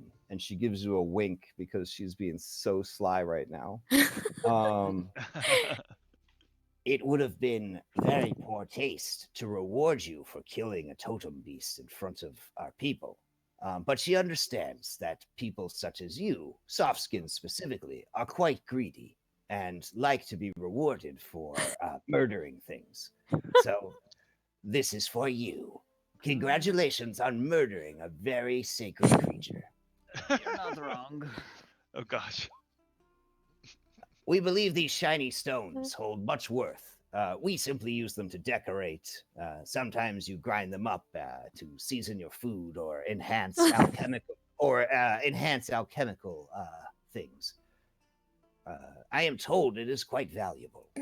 And it is. The bag of gems, assorted semi-precious stones, well cut and well presented, could be sold as basically a sack for 500 gold. Ooh. Yeah.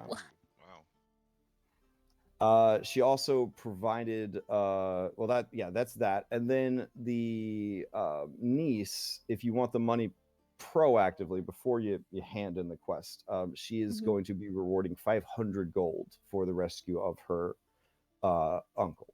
So you would also have that, and then he would then pay you the money that was promised. He's going to have to check with the families of the other mercenaries, so there might be more money forthcoming later. But he gives you the previously promised 50 gold. And he gives you another 100 gold as a bonus for keeping him alive and sane while you guys were POWs together. So, Pharaohs, you could personally add 150 gold to your character sheet. You definitely feel like 50 gold for the contract was not enough. It's a very Geralt of Rivia moment as you look at your 50 gold coins and think about the hell you went through for them. And you're like, I probably need to take better contracts in the future because this definitely didn't pan out too well. Swear to God, that was like my whole experience playing Witcher 3. I was like, why am I even doing this? Like, they pay you like pocket change to go and kill these monsters. but it made it, I guess realistically, people wouldn't have a lot of money to pay you. So, yeah. Anywho, that's that. Any other questions before we end tonight? I'm sure there might be questions about leveling up. That might be a question that comes up. I'm curious about the whole, like, everyone got all scary when I mentioned the dragon. Like, Oh. Yeah, why don't, if you want, you got anyone who's curious about that exchange can roll an insight check to see if their characters kind of picked up a little bit more about what was going on. And, no training required, of course. Insight is insight. Right. Oh, man. So Illyria, for sure. Yeah, they very much thought that you were talking about their black dragon was what you got from that. That, like, when you mentioned a black dragon, they thought that you were going to try and do something, take something related to their black dragon, and they went full defense. They were prepared to kill you to protect it. They personally have like a dragon, like as like a. That is how she gauged their lizard. reaction. Yeah, they kind of gauged the reaction that they had one on hand, and you had come for it. Was basically the reaction that she pulled from the exchange.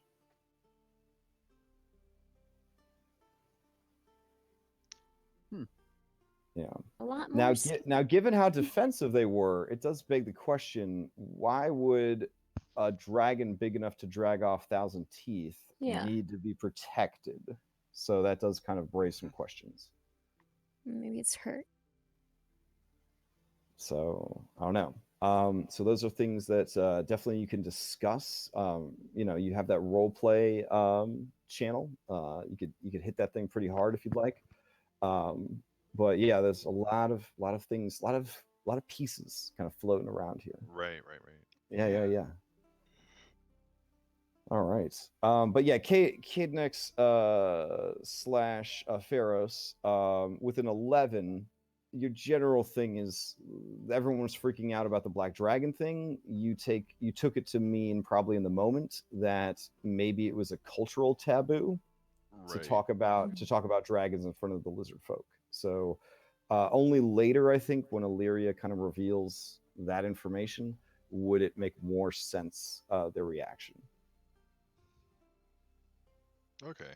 All right. Now, if this changes your mind about whether or not you guys wanted to leave the lizard folk settlement, we can retcon you guys back to the settlement, back to the swamp, because I definitely was remiss in not offering you guys a chance. I think this is the first time in the whole campaign people just didn't shout, I roll an insight check about something shady that happened. So I thought maybe you guys were okay with it. But retroactively, yeah, you definitely, looking back at the events, that's what you think was going on. Did we leave? We left them friendly, right? Or It seemed pretty friendly. I mean, she gave you money, she gave her magic charm and took a magic charm in response. For the most part, like, especially with your experience with Toothless personally, these are people that are pretty transparent. Like, they don't really try to fool anybody about what they're up to. That being said, it would make it very easy for one of them to fool people because they could sort of weigh in on the reputation of their people for being transparent. But Thogrim got a pretty good feeling that she really cared more about the safety of her people than holding on to some trinket she found as a child, which was kind of a big tell to him, at least, I think, that she, didn't realize what she had, sort of thing. Yeah. All right. But yeah, their general feeling, though, when they said that they don't want to be a part of this, is like they're tired of fighting the Sahuagin, and if they can kind of stop fighting the Sahuagin, they really do want to stop fighting them. They're running out of resources, paying for these mercenaries, and losing their own fighters, and then their totem spirit is corrupted, and now he's dead. So they're losing resources left and right, while also dealing with all the other forces that they have to battle against that they mentioned. So they're definitely a people with a lot of problems right now, and if they can remove one of those problems by just saying, "Hey, we're out," they're okay with that resolution. Oh, we should have asked them how the guns worked out for them. Oh, yeah. So you definitely would have heard, talk of that just in the settlement. It was pretty cool. Like there were definitely people excitedly explaining about how they shot thunder from sticks, and yeah, it was apparently a very hype experience, and the Sahuagin did not see that coming. So they were able to rout the Sahuagin very quickly. Wow. So the casualties were quite low because of the firearms. If you hadn't given them the firearms, it would have gone very badly. It would have gone very, very badly for them.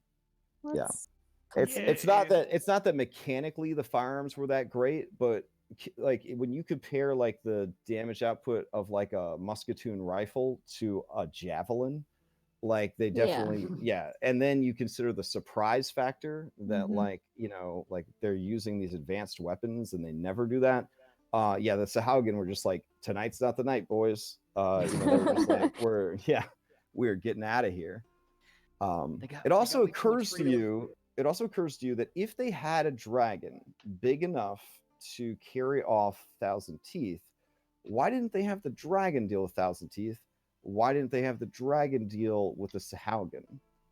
So that's another logic kind of Logic thing to there. that. Yeah. Right, exactly. Like why, if they have a dragon, why aren't they using the dragon? Yeah. So very, very interesting stuff.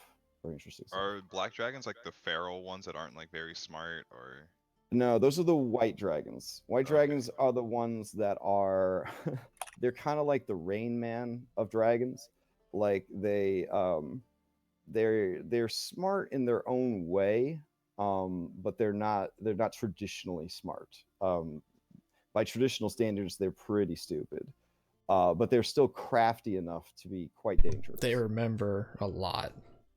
Yeah. When I say Rain Man, I mean like their brains are just focused on things that most people wouldn't think were important, like exactly how many copper pieces they have and exactly how they stack them in their layer.